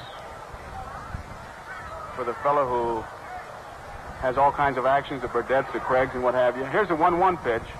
Bouncing ball. Boyer leaps. He's got it. Nice play. The throw is in time, and the Boyer brothers are putting on quite an exhibition. Nice play by Clete Boyer as he leaped high to take a base hit away from Curt Flood. And here is Lou Brock.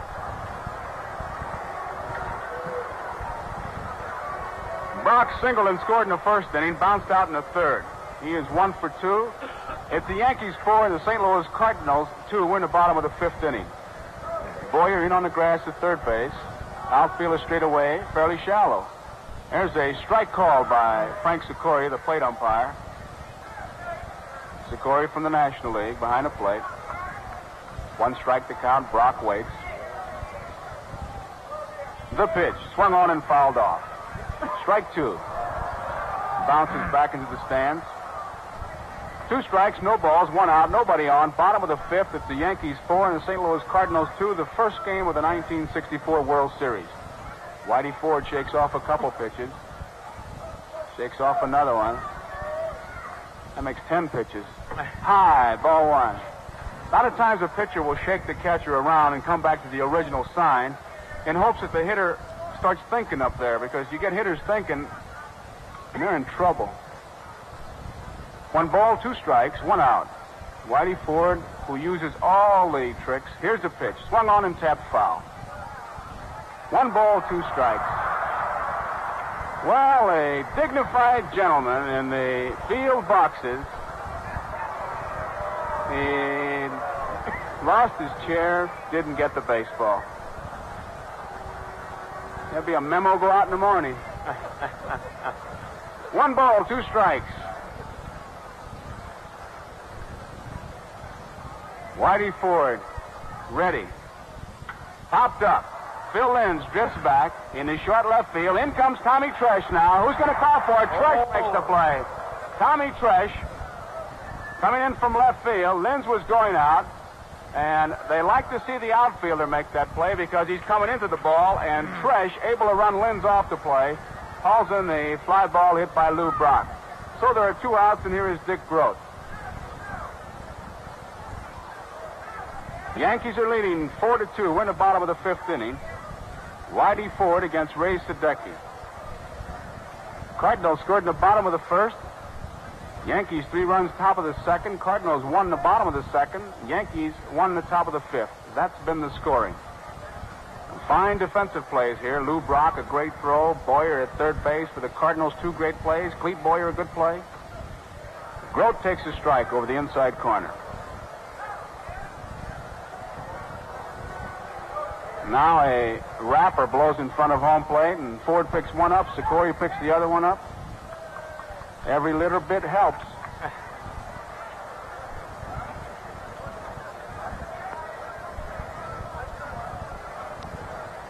One of the little extras that the umpire gives you. 1 strike to count on Dick Grote.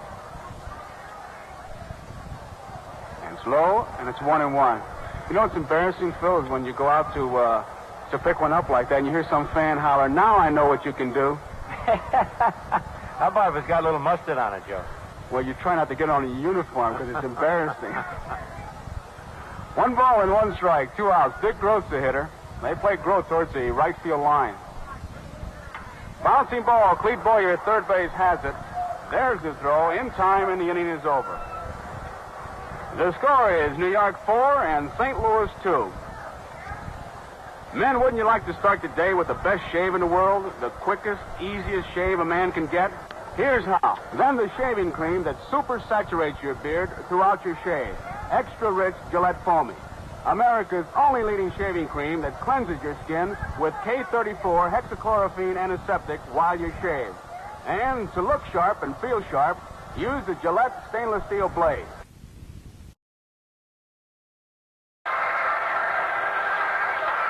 Well, the ground crew smooths out the infield here. In fact, they've gone a step further here at Busch Stadium in St. Louis as they've put brand new bases, brand new sacks out for this second half of the ball game. It's the Yankees 4 and the Cardinals 2 at the end of 5. And to lead it off for the Yankees in the top of the 6th inning, Clete Boyer. Clete single, stole second, and scored on a base hit by Whitey Ford in that 3-run second inning. Tom Tresh had a big home run, a 2-run homer. Yankees scored 3 to take the lead 3-1. The Cardinals came back with a run on a base hit by Sadecki in the second to make it 3-2. And then the Yankees picked up a run in the top of the 5th, and that's the way we stand. 4-2. Clete Boyer. Sadecki ready. The pitch is high, and it's ball 1. Sadecki, a 20-game winner for the Cardinals. He's a real scrambler. He can pitch that 1-0 ball game, that 10-9 ball game. He scratches, he claws, he'll fight you. Fly ball, center field. Deep goes Flood. Back, near the warning track. He makes the catch. Nice play by Curtis Flood in center field as he got right up against that wall. One of the ways that you can tell about a home run going into the bleachers here is to watch the bleacher reaction. And the fans did not wait for that ball, and you kind of felt that Flood had a chance. And Kurt got there, made the play. Ball was well hit, but there's 1 out. And here's Whitey Ford. Whitey, an RBI single in the second. He walked in the 4th. Sadecki, a curveball outside, and it's ball 1. The batter's box completely in shadow now. Sadecki delivers. It's high, and it's ball 2. 2 balls and no strikes. Sadecki has walked 4. Whitey Ford was one of them. Here is the 2-0 pitch. That's the strike. 2 balls, 1 strike. 1 out, Yankees 4. St. Louis Cardinals 2 were in the top of the 6th. Jim Gleason coaching at first base. Crossetti at third. Hine inside, ball 3. 3 balls and 1 strike on Whitey Ford. Whitey takes a look down at Crossetti. This is a pitch that's controlled by the manager, usually the 3-1 or the 2-0. And with the pitcher hitting, let's see, they usually make him take the ball. Whitey takes it low, ball 4, he walks again. The second time for Whitey Ford, and that's the 5th walk given up by Sadecki, and it brings up Phil Linz.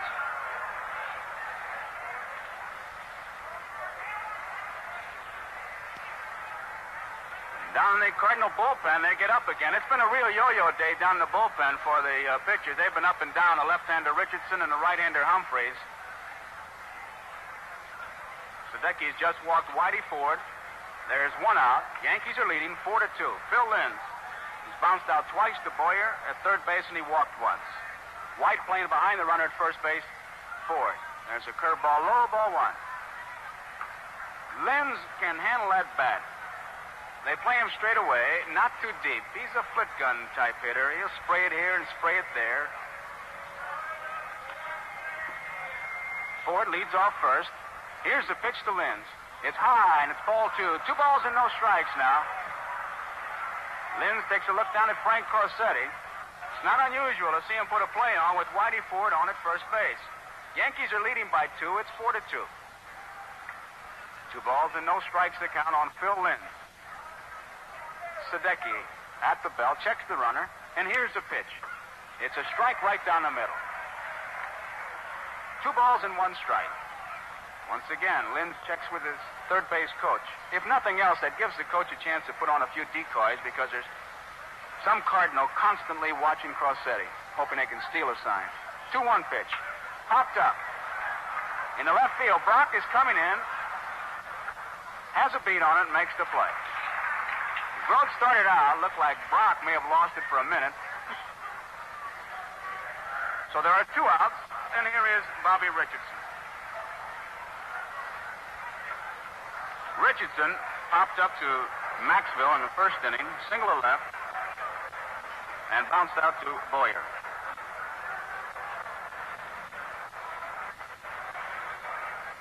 Bobby Richardson. Whitey Ford at first base, just standing on the bag. Bill White right behind him. Sadecki ready. Tap foul. Bobby Richardson swinging at the first pitch, taps it foul. Bobby Richardson is a real tough guy to watch. He swings that bat. He went to bat officially 679 times this year. May not mean too much to you, but that's my career total.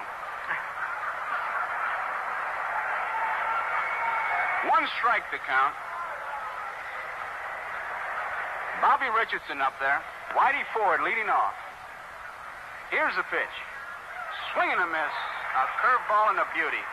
Phil, that's that curveball that just ties you up inside. Not much you can do. No, not at all, Joe. And he's got good motion with it, too. And if you can fool Richardson, you're fooling a real good hitter. 2 strike count. Whitey Ford just leading off. Here's the pitch. He lays off this curveball. McCarver blocks it nicely. 1 ball, 2 strikes, 2 outs, 4-2. The Yankees are leading. We're in the top of the 6th inning. Here's the pitch. It's low as he lays off again, and it evens out at 2 balls and 2 strikes. Richardson, he swings a lot, but he knows the strike zone. You don't certainly classify him as a wild swinger. He knows that strike zone. Ford at first base, leads off. Here's the 2-2 pitch. Swung on and popped up in the infield. Maxville and Grote there. Grote is calling for the ball, and Grote makes... Hey, he almost dropped it! Oh! He made 3 catches on that ball. You can almost give him 3 putouts. We saw that ball 3 different times, but he finally held on to it. You can hear the crowd reaction, and the score is New York 4 and St. Louis 2. You know, it's a long, long time since we've seen the likes of both these Boyer brothers at third base. And it's a long time since you've seen a deal like this Gillette World Series special. When you buy the Gillette adjustable razor set, which also contains a dispenser of stainless steel blades, you get new Gillette Sun-Up Aftershave free in a generous sample bottle. Splash on a dash, and you put on a happy face. Smells better, feels better. Top off every Gillette shave with crisp, refreshing Sun-Up. And what smooth shaves they are with the Gillette Adjustable. It's the razor with the micrometer dial. 9 blade settings. Select the one which matches your skin and beard exactly. And Gillette guarantees its incomparable stainless steel blade will give you the best first shave of your life. And more superbly comfortable shaves per blade than with any other blade, or your money back from Gillette. There's the deal. Adjustable razor, Gillette stainless steel blades for $1.50 plus Sun-Up free.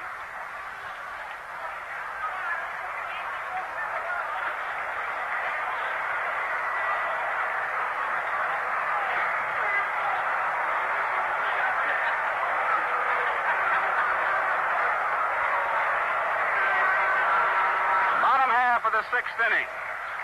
And it's the Yankees 4 and the St. Louis Cardinals 2, and Ken Boyer will lead it off. Boyer, the big RBI man. Kenny hit 24 home runs, drove in 119 runs. He hit 295 on the year. He hit a sacrifice fly to drive in a Cardinal run in the 1st inning, walked in the 3rd. Big, powerful right-hand hitter, Ken Boyer. Whitey Ford is ready. Here's the pitch. It's high and it's ball 1. 1 ball, no strikes, nobody out. Frank Sikoria behind the plate. Bill McKinley, the American League at first. Ken Burkhardt, the National League, is at second. And Hank Soar, the American League, is at third base. The pitch is a strike call. Down the left field line, the umpire is Vinnie Smith of the National League, and Al Smith, the American League, down along that right field line. Ford rubbing up that baseball. 1 ball and 1 strike. Whitey, a 2-run lead. Yankees 4, Cardinals 2. Outside, 2 balls and 1 strike.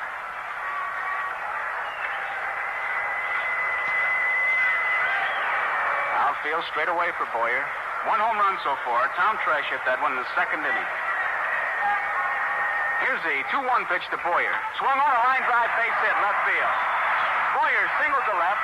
Tresh bobbles the ball, but Boyer does not advance. The throw comes in, almost a wild throw, and very alertly, Clete Boyer came over from his 3rd position to line up the play as the ball got by Linz and Richardson and saved a possible error.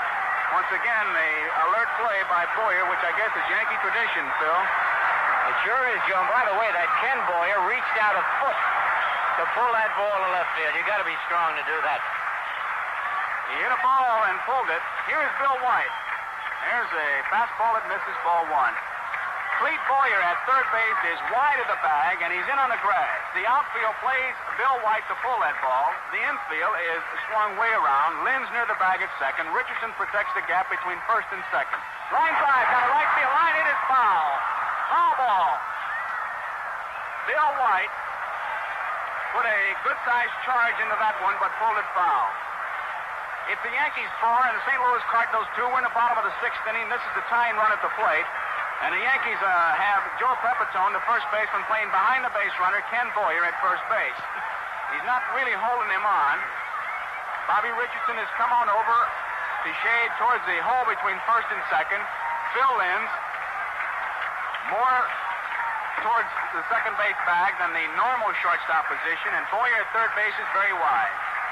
Here is the pitch to Bill White. It gets by Elson Howard. There goes Ken Boyer. It was a called ball inside. And the Yankee bullpen, it is a pass ball on Elston Howard. The Yankee bullpen is busy. A right-hander, Pete Mickelson, and a left-hander, Al Downing. Al Downing, who has been used as a starter all year by manager Yogi Berra, is down in the bullpen. It is 2 balls and 1 strike, a pass ball on Elston Howard. It's a big play for the Cardinals to get Boyer not only in scoring position, but to stay away from that double play, which, of course, is the inning record. Bill White, 2 balls and 1 strike, nobody out. Bottom half of the 6th inning, New York 4, St. Louis 2. Whitey Ford rubs up that baseball. He kind of breaks that rhythm. You never really figure this guy out. Here's the pitch. Swung on and missed, and a strike 2. You know, some pitchers will fall into a pattern where you can just time when they get that ball how soon they will throw it, but never with Whitey. Sometimes he's fast and he slows it up, and changes speeds not only with that baseball, but with his delivery. And after all, pitching, when you break it down very simply, is just keeping that hitter off stride no matter how you do it. 2 balls, 2 strikes. Bill White waits. Boyer leads off second. The pitch to White is swung on and fouled off. Out of play. Nobody can get it. Count remains at 2-2. Pete Mickelson, the right-hander, warms up along with Al Downing for the Yankees. The Cardinals have had Richardson and Humphreys warming up. Now Howard wants to talk to Whitey Ford. And with Boyer at second base, usually they might switch a side. The fella is standing at second base just a little bit too long. You'll switch off your battery signs. And what has been the fastball sign switches to a curve, and it just takes a simple thing like maybe touching the shin guard or the mask. It's simple when you know the key. 2 balls and 2 strikes. Nobody out. Ken Boyer leads off at second base. Whitey Ford, ready. And here's the 2-2 pitch to White. Swung on and missed. He struck him out. A breaking ball. He had White reaching. And White is out on strikes. 1 out. And the hitter is Mike Shannon. And once again, Howard and Ford out talking. And if for no other reason, whenever you see a catcher talking to a pitcher, you've got to start thinking about something if you're the base runner, such as Ken Boyer or the hitter. I've walked out many a time and done nothing more than just hand the ball to the pitcher and say, "This is a baseball." He looks at you like you're nuts. Mike Shannon, there's a Bobby Richardson, but no pickoff play. Boyer doesn't have a big lead, but if you keep running him back, you keep him busy, and he can't study the catcher's signals. That's one of the reasons they keep jockeying back like that. Boyer doesn't have that big a lead where you're going to pick him off, but they do want to keep him busy. Mike Shannon waits. The pitch is high, and it's ball 1.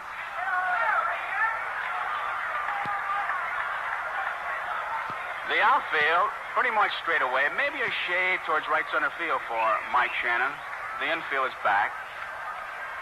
Straight away. Shannon, a big free swinger. Time is called now. A bullpen ball has gone onto the field. John Blanchard hustles out there. Blanchard along with Coach Jim Hegan. What a tremendous thrill it must be for Jim Hegan. His boy, Mike Hegan, has been put on the active list to replace Tony Kubek, who is injured and will be out of the entire series. Ready now. Here's a pitch to Shannon. Swung on. Deep into left field. Back goes Fresh. This ball is home run. A home run.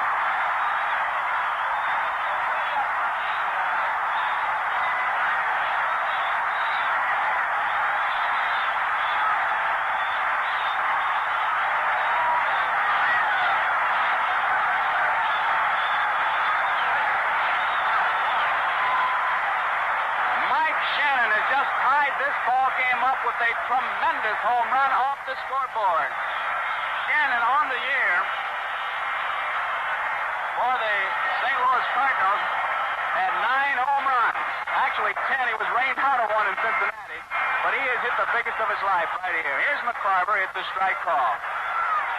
We're all tied up.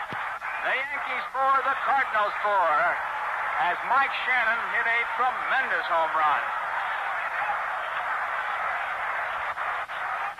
Carver, a triple to his credit, takes the curveball outside, 1-1. And down in the bullpen for the Cardinals, the man who was such a factor down the stretch, Barney Schultz.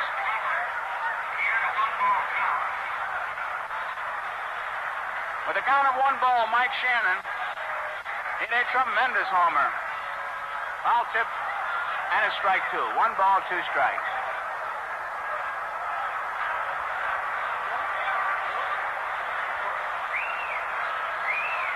1 ball, 2 strikes, 1 out. McCarver waits. Here's a pitch. Swung on, line drive, base hit, right center field. This one is extra bases. McCarver rounds first, digs for second. Up with the ball is Maris into second, and McCarver has a double.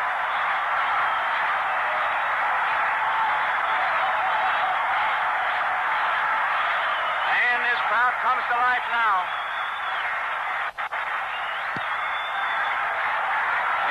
Manager Yogi dugout. A slow walk for Yogi.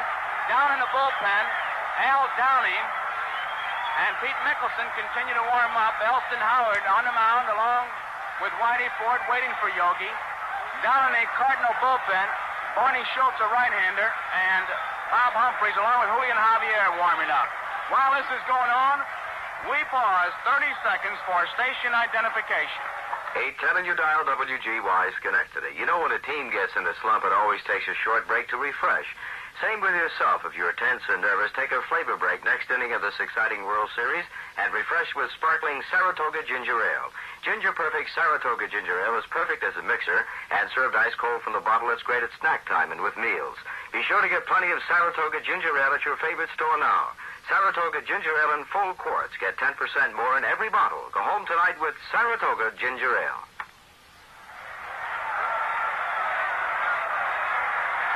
Whitey Ford stays in the game, and we have a pinch hitter coming up for Del Maxville. Charlie James will be the pinch hitter for Del Maxville. Julian Javier is warming up with pitching coach Paulette as Johnny Keene goes to his bench, and Charlie James will be the pinch hitter for Maxville. James hit 5 home runs and hit .223. Didn't get much of a chance to play. Here comes Yogi out of the dugout again. He'll make a pitching change here as they jockeyed around long enough to see the move that Johnny Keene was going to make. And James is officially in the game, and now Yogi has come out, and he will make a pitching change for Whitey Ford. Al Downing, the left-hander, will be brought in. Al Downing, who was used as a starter by Yogi. Downing started 35 games for the Yankees. This is kind of new for him. Not that he hasn't done it before. He has. But Al Downing will replace Whitey Ford. We're all tied up here in the bottom of the 6th inning. The Yankees 4 and the Cardinals 4. Mike Shannon, a big blast here. This inning started with Ken Boyer hitting a single to left field, went to second on a pass ball. Bill White was out on strikes, and then Shannon hit a tremendous home run to tie it up here, 4-4.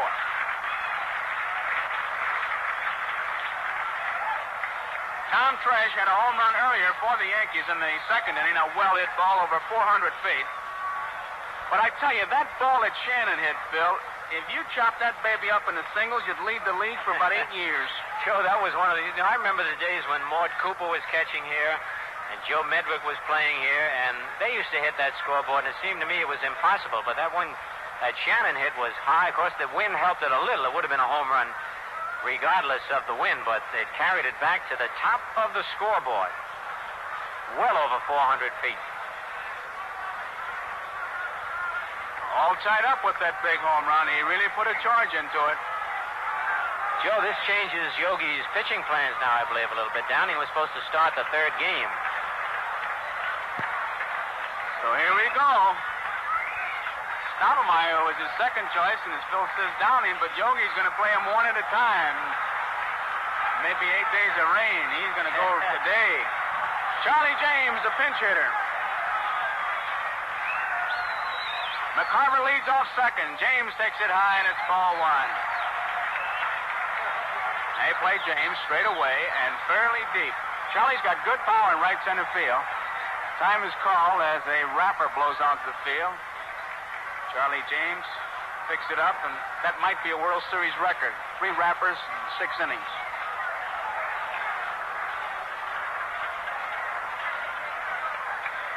Here's the pitch now. It's high.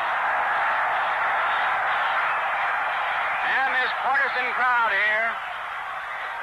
These St. Louis Cardinal fans waited a long, long time. 1946. And the town has just gone wild. All tied. McCarver leads off second base. James waits. A 2-0 pitch by Downing. Swung on. Popped up. Bobby Richardson at second base behind the bag calls for it and makes the play. So James pops up to Bobby Richardson. That makes it 2 outs. Another pinch hitter. And we got a pinch hitter. Carl Warwick will be the pinch hitter for Ray Sadecki. Warwick, an outfielder, had 3 home runs on the year, 259. McCarver at second base. Warwick is a right-handed hitter, although he throws left-handed. Barney Schultz is walking up from the left field bullpen. Schultz is a great knuckleballer. Down in the Yankee bullpen, there's action. Pete Mickelson continues to throw, and he's joined now by Sheldon, Roland Sheldon. Warwick, the pinch hitter against Al Downing. McCarver leads off second. The pitch is swung on. There's a base hit into left field. Here comes McCarver. Up with the ball is fresh. The throw is cut off. The plate at second base is not in time. 5-4, St. Louis is leading.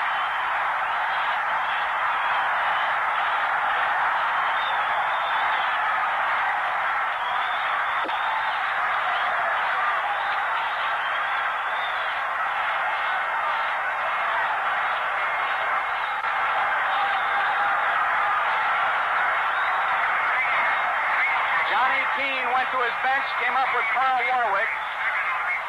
Warwick a base hit, and it's a single. He takes second on the throw, which was cut off by Boyer. They're looking for a possible pinch runner now to go in for Warwick, and Javier, who will go in the game anyhow, will be the runner for Warwick. Julian Javier will be the runner. Warwick will get a tremendous hand as he goes off.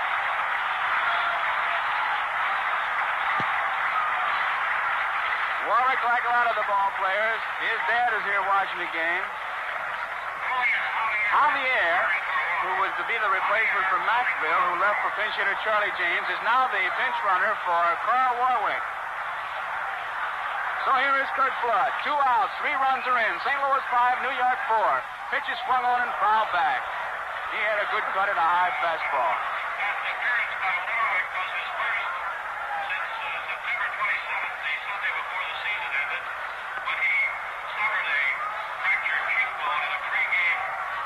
Two outs. Kurt Flood against Downing. Javier leading off second base. The pitch to Flood. Swung on and missed the let-up. Al Downing lets up on a curveball. Carl Warwick making his first appearance since September 27th. He was injured in a pregame batting practice session. Fractured his cheekbone. Comes through with a big base hit for the Cardinals. St. Louis 5, New York Yankees 4. We're in the bottom of the 6th. The pitch by Downing is swung on. A fly ball, left field. Fresh is going back. He's got room. It's off the wall. Here comes Javier. Flood is rounding second. He's going to try for third. Here is the throw. It is not in time.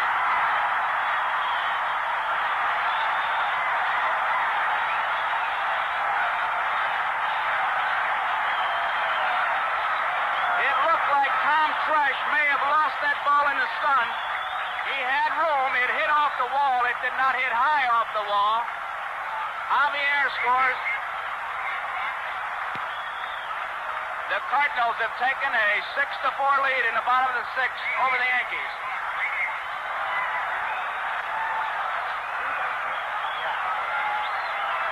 It is a 3-base hit for Kurt Flood. Driving in Javier. And here is Lou Brock.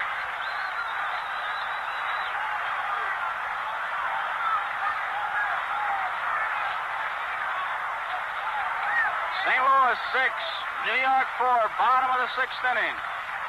Brock, a left-handed hitter against left-hander Al Downing. Flood leads off third. The pitch. Brock bunts it. Here's Boyer. His plays at first base. It is in time. A collision. Pepitone holds onto the ball as Brock and Pepitone collide. Brock, trying to bunt for a base hit, was out on a fine play. Clete Boyer to first baseman Joe Pepitone. And the score is St. Louis 6 and New York 4.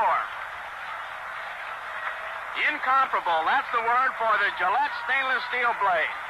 Try it and find out why. It's the #1 seller by 4. Superb comfort, close, easy shaves. Shave after shave, blade after blade. And with the Gillette stainless, you get uniform quality unequaled by any other. Gillette guarantees you the best first shave of your life and more superbly comfortable shaves every blade than with any other blade. Or your money back from Gillette. Get started today with that sensational Gillette stainless steel blade. ball that roared and is going up out in right field is for the local hero, come home for the pavilion folks out there, Mike Shannon, who really put a major league charge into a Whitey Ford delivery and hit a home run, tied it up. The Cardinals have taken the lead as we go into the top of the seventh, and Barney Schultz has come on. Tim McCarver is still the catcher, but he's gone to that big oversized glove that they use, and that really doesn't have an autograph on it. It's a license plate you put on that big thing. You don't really feel that ball when you catch a knuckleball. You just kind of bat it down. Barney Schultz, who did such a tremendous job for the Cardinals down the stretch, a knuckleballer. Javier goes to second base. The infield, White at first. Javier is at second. Grote is at short. Boyer is at third base. McCarver the catcher. Schultz is the pitcher. Roger Maris fouls it off. Strike one.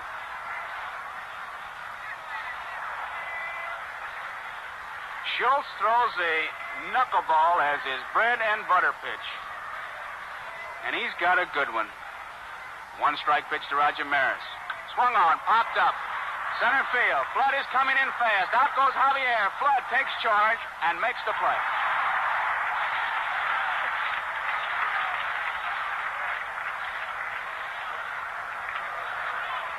One out, and it brings up Mickey Mantle.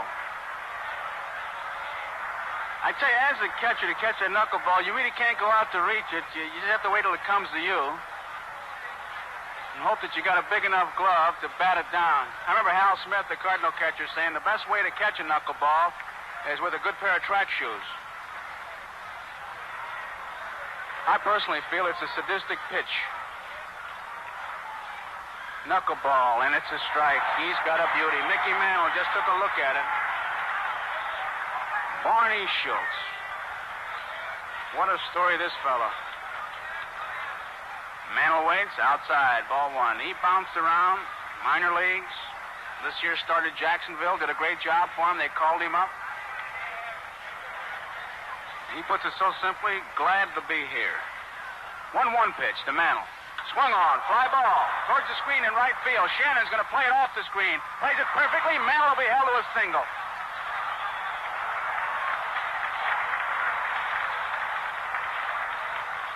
It's not unusual here to see him play him off that screen and hold that good runner to a single.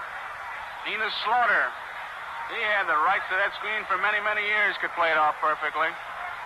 And now Shannon holds Mantle to a single. That's a big play. They keep that double play in order as Elston Howard comes up. Howard, a real good hitter in his first time up, a base hit. His third time up, a base hit, and a walk in between. Right-hand hitter. Mantle leads off. Here's the pitch. Knuckleball is low. Ball one. Top of the seventh inning, St. Louis 6, New York Yankees 4. Two evenly matched ball clubs. Schultz checks Mantle. Here's the pitch to Howard. Swung on and popped up towards center field. Here comes Kurt Flood. Flips the glasses, shades his eyes. He's got the beat on it, makes the play. He's checking that sky once again. It's a high sky here in St. Louis. No clouds to give you that little bit of help. The wind, a constant factor here. So there are two outs, and here is Tom Tresh. Mantle at first base. Top of the seventh inning. Cardinals 6, New York Yankees 4. A home run by Tom Tresh in the second inning. A home run by Mike Shannon in the sixth. The two big blasts. Tresh, of course, a switch hitter. He goes over to the left side now against Schultz. White playing behind the runner. Mantle leads. The pitch is a strike call. Barney Schultz.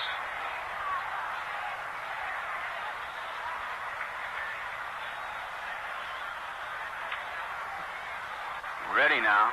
Here's the pitch to Tresh. He swings and he misses, and did that baby ever break? The knuckleball. The pitcher don't know where it's going. The catcher don't know where it's going. Neither does the umpire, and you're supposed to try to hit it. It's a tough job. They just throw, and on a day like today with that cross wind, it helps the knuckleball pitcher. Tresh waits way outside. think, Phil, that was Schultz's fastball, and he's going to make sure they weren't going to hit it. That's like Wilhelm. They don't have a fastball. It's just straight. I think Wilhelm throws a fastball twice. Christmas and New Year's Eve. 1 ball, 2 strike. Here's a pitch to Tresh. Knuckleball. Misses. 2 balls and 2 strikes. The knuckleball pitcher is really the one pitcher who likes to see the wind blowing out or blowing into his face so he can get that resistance. Most pitchers like to see the wind blowing the other way. 2-2 is the count on Tom Tresh. Mantle leads off. Here's the pitch to Tresh. It's outside, and it's ball 3. 3 balls and 2 strikes now. Frank Sikori, the plate umpire, right on top of that play. Boy, he is just waiting for the last minute to call it. He's not going to get fooled by any pitch. Right on top of it. 3 balls, 2 strikes. Mel at first will be off and running. There he goes. The pitch is, did he swing? No, he didn't, says Frank Sikori. He did not swing, and it's ball 4. Sikori called it immediately, right on top of it. That's the toughest play for the umpire, the half swing. Sikori did not hesitate, so you know he was right on it. So Mantle moves to second base. Tresh is on at first base. And that brings up Joe Pepitone.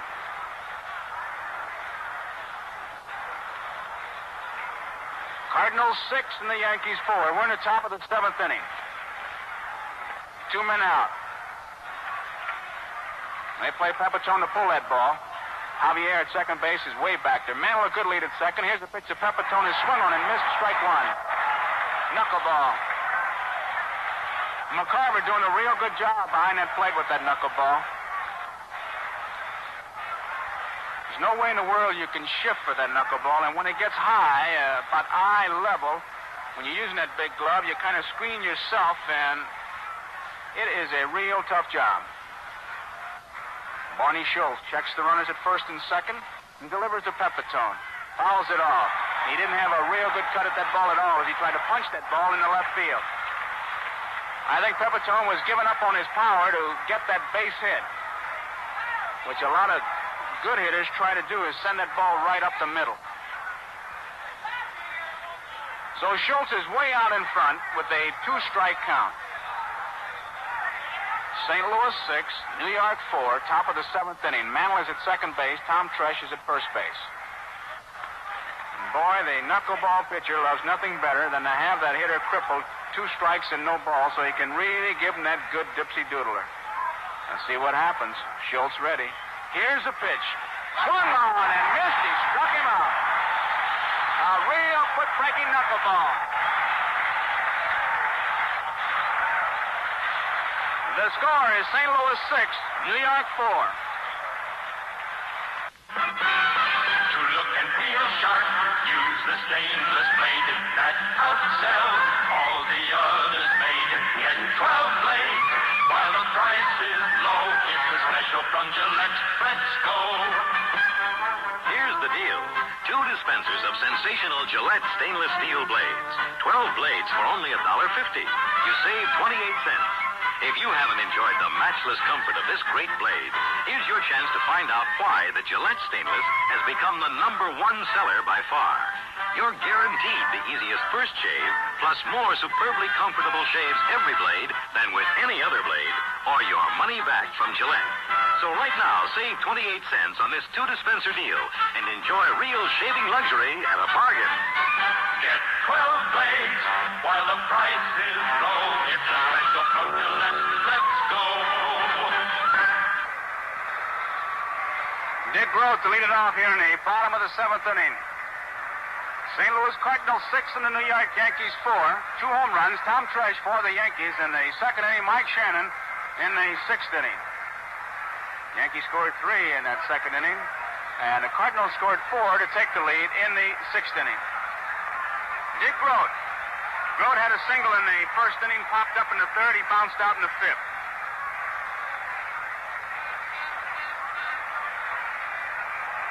Dick hit 292. Al Downing, ready. Here's the pitch. It's outside, ball 1. Fastball had missed that outside corner. Downing ready. The pitch to Groth is a strike call. 1 ball and 1 strike. Nobody out, nobody on. Bottom of the 7th inning. First game of the 1964 World Series from Busch Stadium in St. Louis. Grote swings and misses a let-up. Way out in front. I think Dick was kind of looking for a fastball because he was really out in front. And down in the Yankee bullpen, Pete Mickelson and Roland Sheldon start to warm up. Grote takes it outside. 2 balls and 2 strikes. And Downing, a real good fastball. Good live arm. In relief of Whitey Ford. Here is the 2-2 pitch. Swung on a bouncing ball. Bobby Richardson backhands the ball nicely. Flips to Pepitone in time. Richardson, with 4 quick steps to his right, backhanded the ball. Got it over to Pepitone in time to get Dick Grote. And here is Ken Boyer.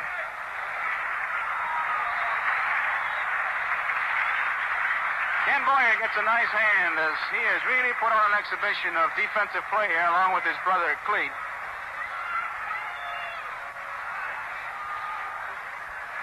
Downing ready, the pitch to Boyer.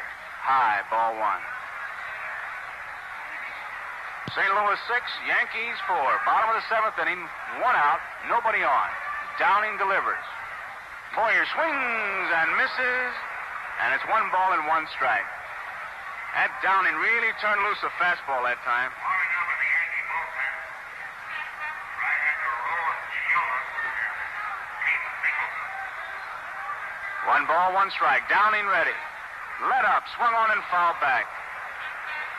So the count, 1 ball and 2 strikes. The game continues at the beginning of side 4 after a short delay.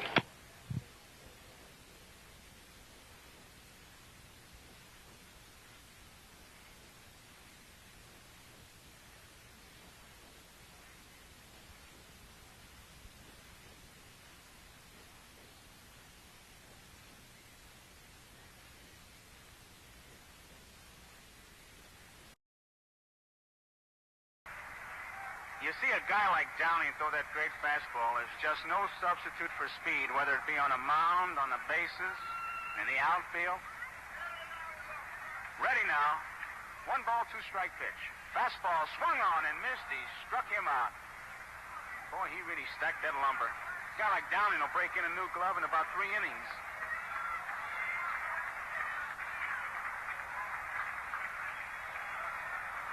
Here's Bill White. 2 outs. And White struck out in the 1st, bounced out in the 3rd, and struck out in the 6th. The Cardinals 6 and the Yankees 4 win the bottom of the 7th. Downing delivers high, ball 1. Boyer at third base, in on the grass. Cleet Boyer really challenges you. Almost dares you to hit his way. There's a strike in the inside corner. When you got that great range, it's a tremendous thing. You can just see how effective it would be if he'd have White trying to hit one past him. He'd take a lot of power away from him. 1 ball and 1 strike. Downing gets a sign from Elston Howard. The pitch. Swung on, a bouncing ball. Second baseman Bobby Richardson has it over to first in time. So it's 1-2-3 for the Cardinals in the bottom of the 7th. And the score is St. Louis 6 and New York 4.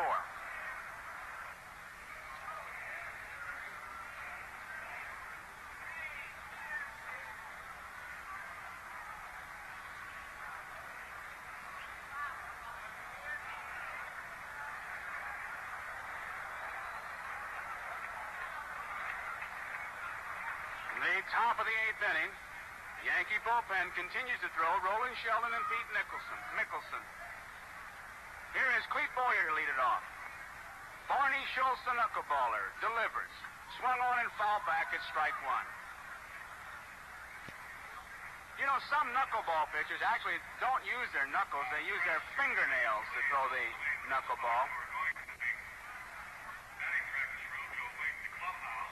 There's a swing and a foul tip. So the count is 2 strikes on Boyer.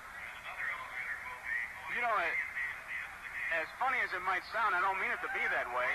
a hangnail to a knuckleball pitcher can be a major injury if he's got it on that index finger. Here is the two-strike pitch. It's outside, ball one. Could be something if the World Series was decided by a manicurist, if you couldn't find one. 1 ball and 2 strikes. Remember the year was decided by a shoe polish when Nippy Jones got hit and they brought the ball back?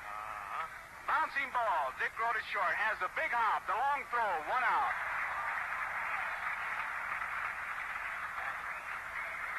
Here is a pinch hitter. Johnny Blanchard will be the pinch hitter for Al Downing. Blanchard, a left-handed pull hitter, real good power, and a pinch hitter deluxe. Blanchard, a catcher, outfielder, first baseman. John had 7 home runs, hit .255 on the year. He swings that bat. He leaves the bench swinging, this guy. Barney Schultz. The pitcher for the Cardinals gets a sign from Tim McCarver, and here it comes. Knuckleball is low, and it's ball 1.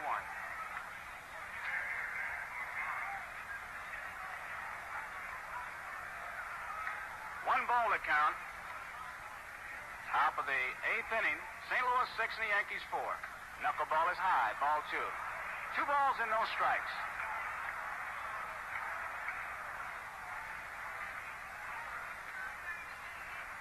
John Blanchard, the pinch hitter for Al Downing. 1 out, nobody on. Schultz is ready. Here's the 2-0 pitch. It's a strike call. Blanchard taking all away. Yankees need a base runner to get that tying run on. It's a 6-4 ball game. The Cardinals are leading. Blanchard, the pinch hitter, against Barney Schultz, the relief pitcher. Outfield swung way around deep. Schultz is ready now. The 2-1 pitch to Blanchard is outside, ball 3. 3 balls and 1 strike now. This is a big pitch.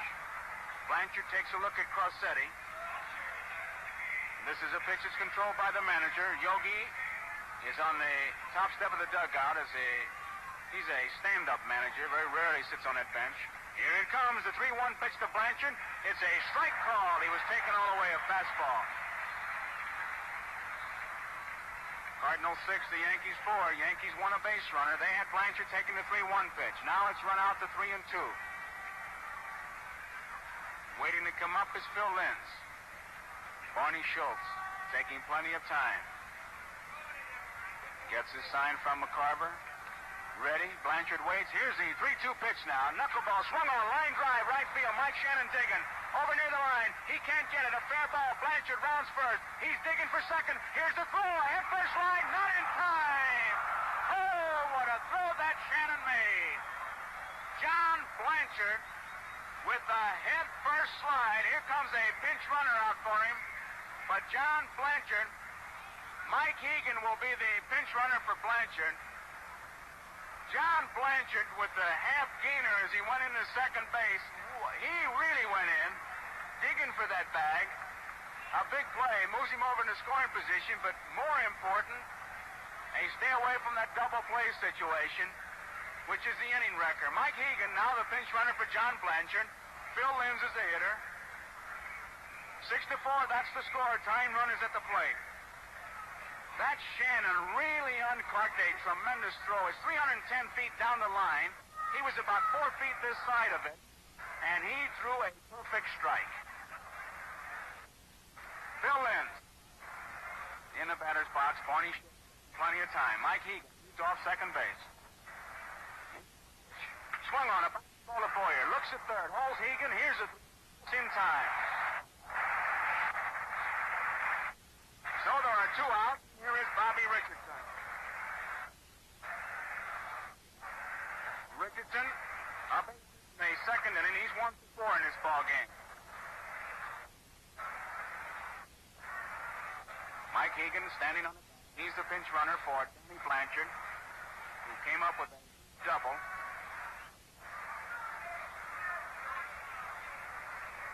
Richardson. Bobby swings kind of a heavy bat. 36-ouncer. He just lays that bat on that ball. He doesn't overswing. Hegan a good lead at second base. There are 2 outs. The pitch by Schultz. Knuckleball is low on the outside corner. Beauty. The perfect pitch, low and outside, right on the corner. Dick Grote moving Shannon.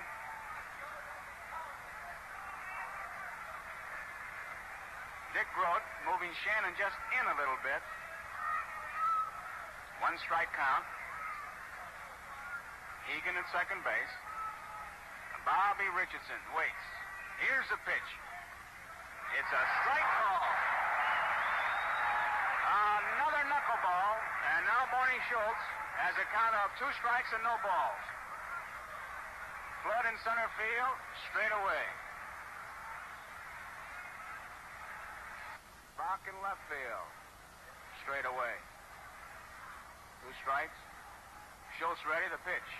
Swung on, a bouncing ball. Boyer can't get it, a base hit left field. Here comes Hegan in to score as Richardson is on with a single, and it's a 6-5 ball game. Bobby Richardson, who all year long for the Yankees came up with that big base hit, comes up now with a big base hit to make it 6-5. And it brings up Roger Maris. A pinch double by Johnny Blanchard, a single by Richardson, and it's a 6-5 ball game. Manager Al Lopez of the White Sox talking about that Yankee combo leading off. He says the nits and gnats get on, the lions and tigers bite you. And that's about it. Here's a line up there now. Roger Maris, left-hand hitter. Richardson leading off first. The pitch swung on and missed. Strike 1. He had a home run cut at that one. 6-5.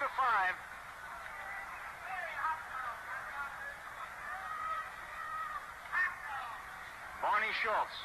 Richardson not much of a lead. There's a throw over there, almost by Bill White. Richardson was only a step off the bag. White made a fine play as the throw from Schultz was a little bit low. Here's a pitch, knuckleball. It's 1 ball and 1 strike. Down in a Cardinal bullpen, Richardson and Humphreys up. Richardson a left-hander, Humphreys a right-hander. 1 ball and 1 strike. Richardson leading off first base. Roger Maris waits. Barney Schultz at the belt. Checks the runner. As they throw to first base, Richardson back. Richardson not going anywhere. He's not going to take the bat out of the hands of Roger Maris. Here's the pitch. It's outside. 2 balls, 1 strike, 2 outs. Flood is deep and in right center. Shannon is back. Brock over in left center. Boyer normal at third base. Maybe a shade towards the hole between shortstop and third base. Javier back on the grass. White holds the runner. Here's the 2-1 pitch to Maris. Swung on a bouncing ball up the middle. Going to be a tough play for Javier. Over to first base. Not in time. A real tough play. And Maris beats it out. Javier was protecting the hole between first and second. Maris topped the ball. Got by Barney Schultz. And Javier had to come in fast. And you could see he was favoring that bad hip as he made the quick flip to Bill White. It was not in time. So Richardson is on at second base. Roger Maris at first base. And it brings up Mickey Mantle. A base hit for Roger Maris. 6-5. That's the score. With the Cardinals out in front.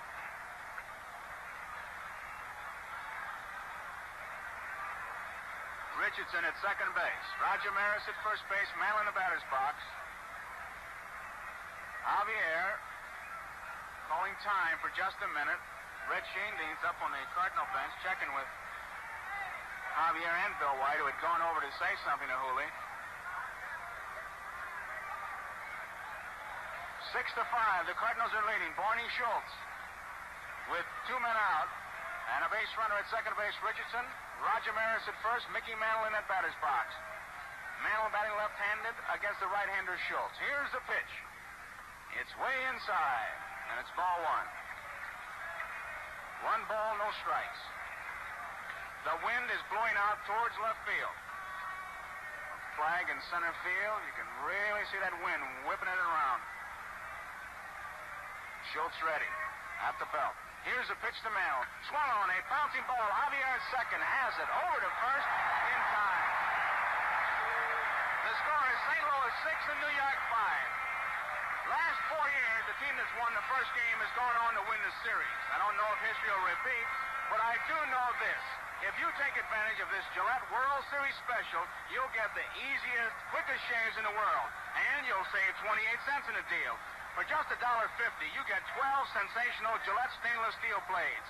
Man, that's weeks and weeks of clean, close shaves. Unparalleled shaving luxury. Gillette guarantees the best first shave of your life and more just like it per blade than with any other blade. Or your money back from Gillette. Find out for yourself why it's America's #1 seller by far. Unmatched uniformity, blade after blade, dispenser after dispenser. 12 Gillette stainless steel blades for only $1.50. You save 28 cents. Don't let this Gillette World Series special get by. We pause 30 seconds for station identification. WGY, WGFM, Schenectady. Enjoy the World Series even more. Serve favorite mixed drinks with Saratoga Vichy. You'll find Saratoga Vichy the perfect mixer, world famous for its distinctive dry taste and long-lasting combination. Ever notice how drinks on the rocks are raw and rough, and drinks made with plain tap water are dull and lifeless? Now add flavor and more enjoyment to your favorite mixed drink with Saratoga Vichy. Saratoga Vichy gives you a smooth, tingling taste that makes it the perfect mixer. Stock up on genuine Saratoga Vichy now, available wherever you shop. Be sure it's genuine Vichy. Look for Saratoga Vichy in the green bottle with the yellow label. Sheldon, a big guy. He'll be facing Mike Shannon, who hit a tremendous home run. The crowd certainly showing their appreciation. A partisan crowd naturally here at Busch Stadium. Sheldon, for the New York Yankees, won 5 games and lost 2. Earned run average 3.62. Say, look at the baseball once again. The first game, and what a rock'em and sock'em ball game this has been. Tomorrow, right back here. Mike Shannon against Rolling Sheldon. In the bottom of the 8th inning. 6-5. Here's a pitch. Swung on. Hot shot. Through Boyer into left field.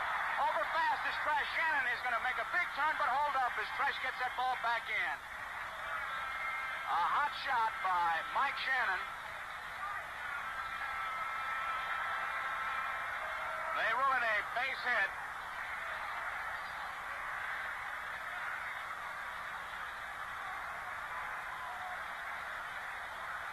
They give it an error. The scoreboard flashes error. They flashed the hit. It's an error on Boyer.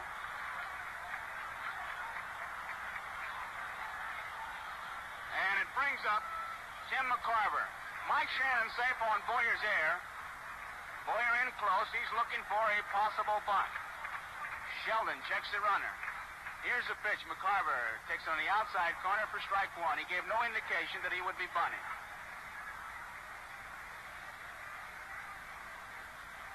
Mike Shannon with good speed. McCarver can handle it back.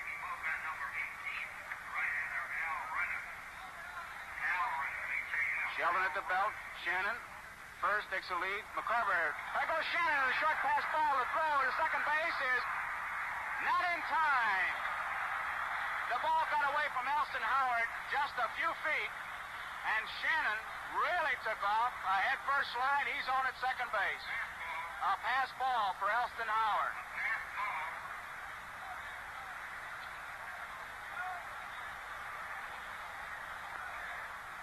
So it's a base runner at second base now. Time is called. Sheldon wants to talk to his catcher. McCarver up there with a count of 1 ball and 1 strike. Al Renniff joins Pete Mickelson in the Yankee bullpen.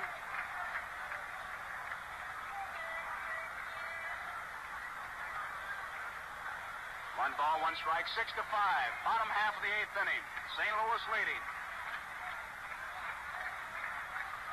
Sheldon at the belt. Checks the runner. Here's the pitch to McCarver. Swung on and missed. And strike 2.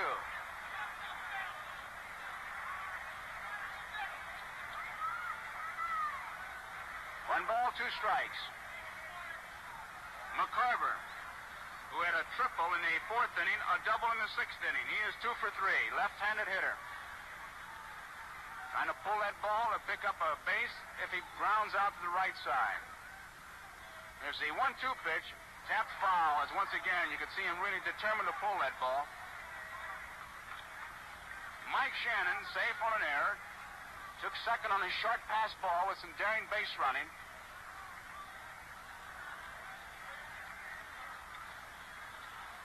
McCarver up there with a count of 1 ball and 2 strikes. Trying to pull that ball.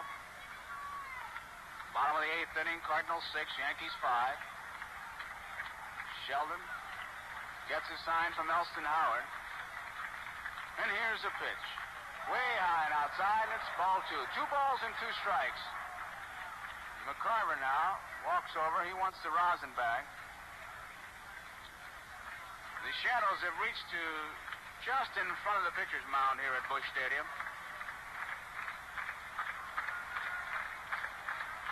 Mickelson and Renouf continue to throw for the Yankees in the right field bullpen. Mike Shannon on at second base. 2 balls and 2 strikes. Tim McCarver, a left-handed hitter. Bottom half of the 8th inning, St. Louis 6 and the Yankees 5. Sheldon ready now. Here is the 2-2 pitch. High and outside, and it's ball 3. 3 balls, 2 strikes.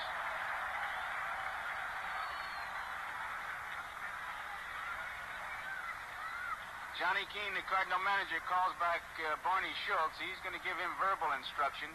Should McCarver get on. 3 balls, 2 strikes. Ready. At the belt. The pitch. High. Ball 4. McCarver walks.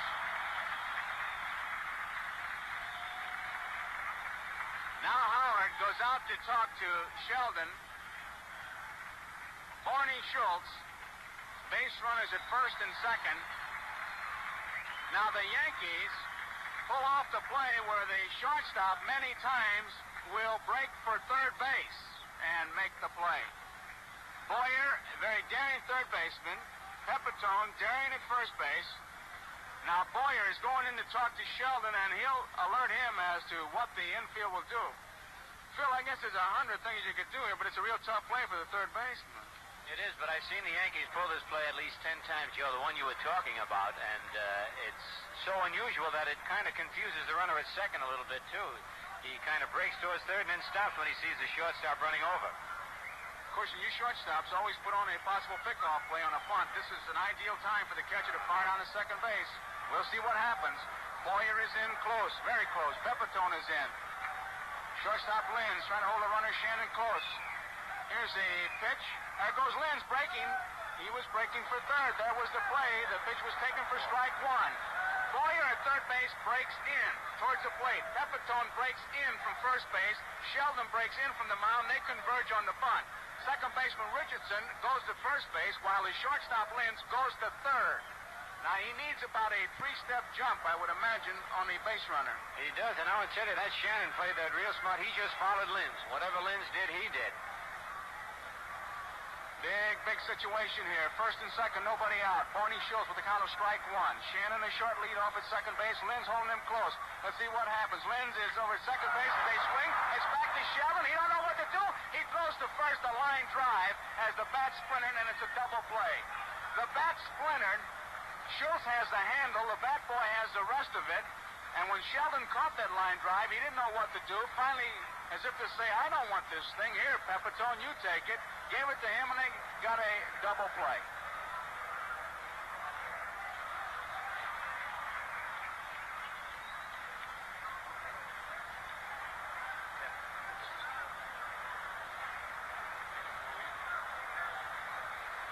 Shannon is still at second base. Barney Schultz swinging away, hit a little looper. Here's Bob Skinner, a pinch hitter now, with Shannon at second base. Sheldon made a fine play because there were baseballs and pieces of a bat flying around. Bob Skinner, a left-hand hitter, who did a great job for the Cardinals. Mike Shannon at second base. There are 2 outs. Elston Howard indicates they're going to put Skinner on intentionally.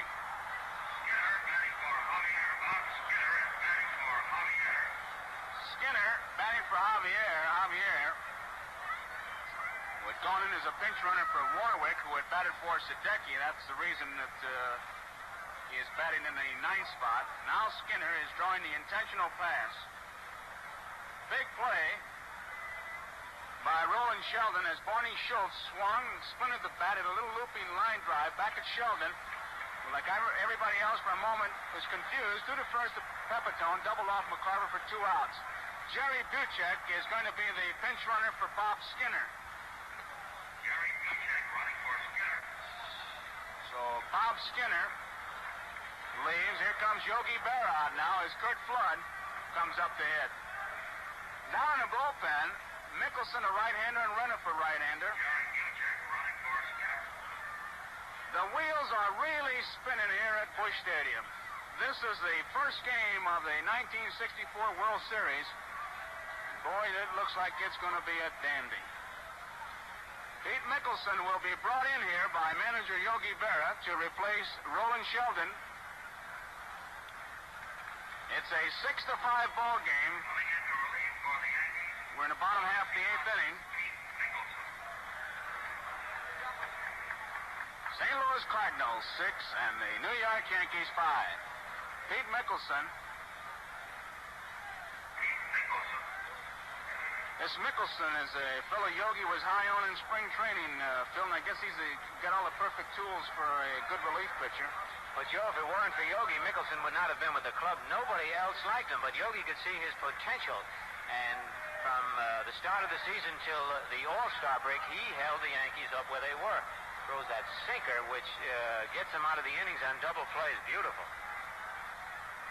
The good relief pitcher has to have that double play pitch, and say there's nothing better than the sinker ball, unless it would be the overhanded curveball.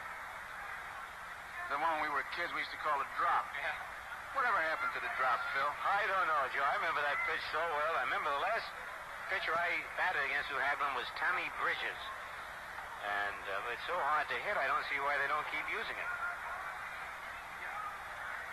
Used to be drops, outshoots, inshoots, risers, and now they got sliders, palm balls, slip pitches. The jet age is upon us.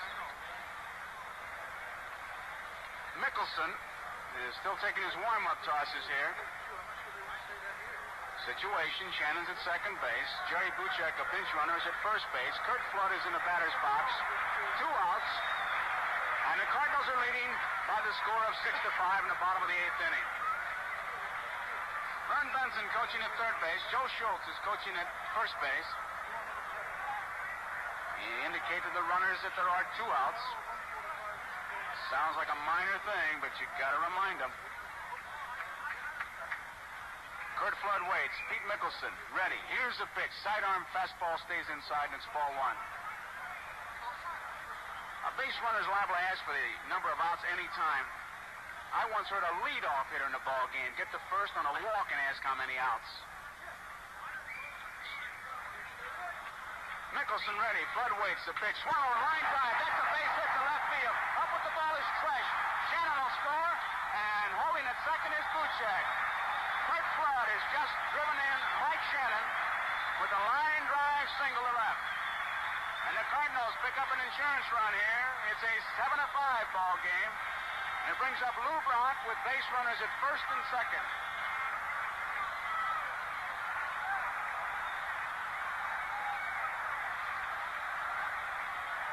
For Flood, that's his second base hit in the ball game.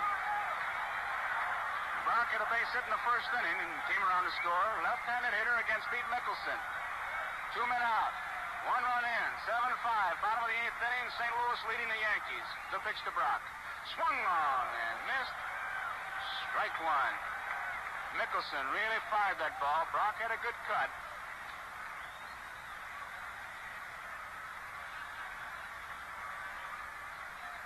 In many ways, you measure different ball players.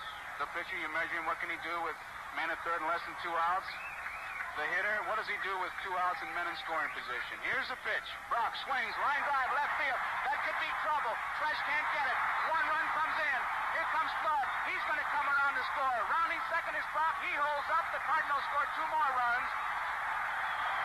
As Brock doubles the left, driving in Buchek, driving in Flood. And listen to this crowd.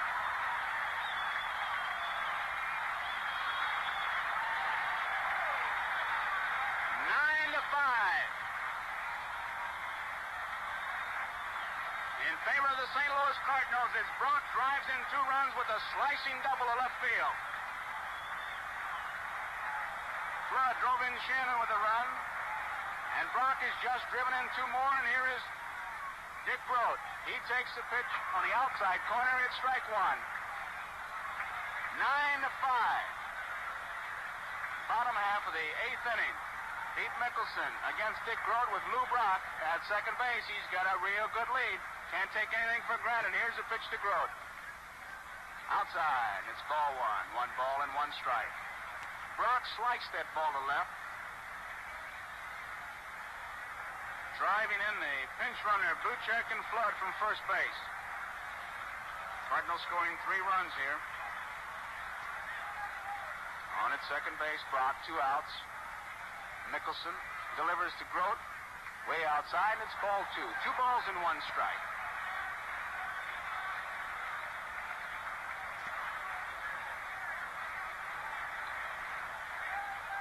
Mike Shannon opened this inning. He was safe on an error, went to second on a pass ball. McCarver walked, then they got a double play. A walk, and then 2 base hits. Flood and by Brock. Here's a pitch to Grote. Did he swing? No, says Frank Sikori. It's 3 balls and 1 strike.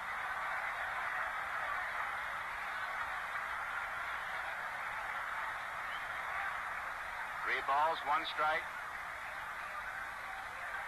Dick Grote in that batter's box. Lou Brock standing on the bag at second. 9-5. St. Louis Cardinals out in front over the New York Yankees. Bottom of the 8th. The pitch. Ball 4. He walked him.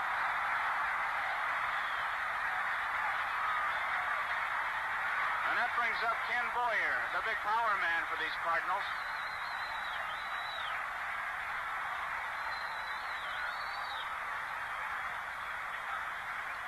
Nine to 5. St. Louis out in front of New York. Lou Brock is at second base. Dick Grote is at first base. Ken Boyer in the batter's box. Outfield deep. Pretty much straight away. Mickelson is ready. The pitch to Boyer. It's a strike called over the outside corner, a breaking ball. Al Reniff gets up in the Yankee bullpen. Whitey Ford started this ball game. Al Downing came on. Roland Sheldon, and now Pete Mickelson. 4 runs for the Cardinals in the bottom of the 6th. 3 runs in the bottom of the 8th. Big innings. They picked 1 up in the 1st and 1 in the 2nd, so they lead 9-5 over the New York Yankees. Yankees 3 runs in the top of the 2nd, 1 in the top of the 5th, and 1 in the top of the 8th.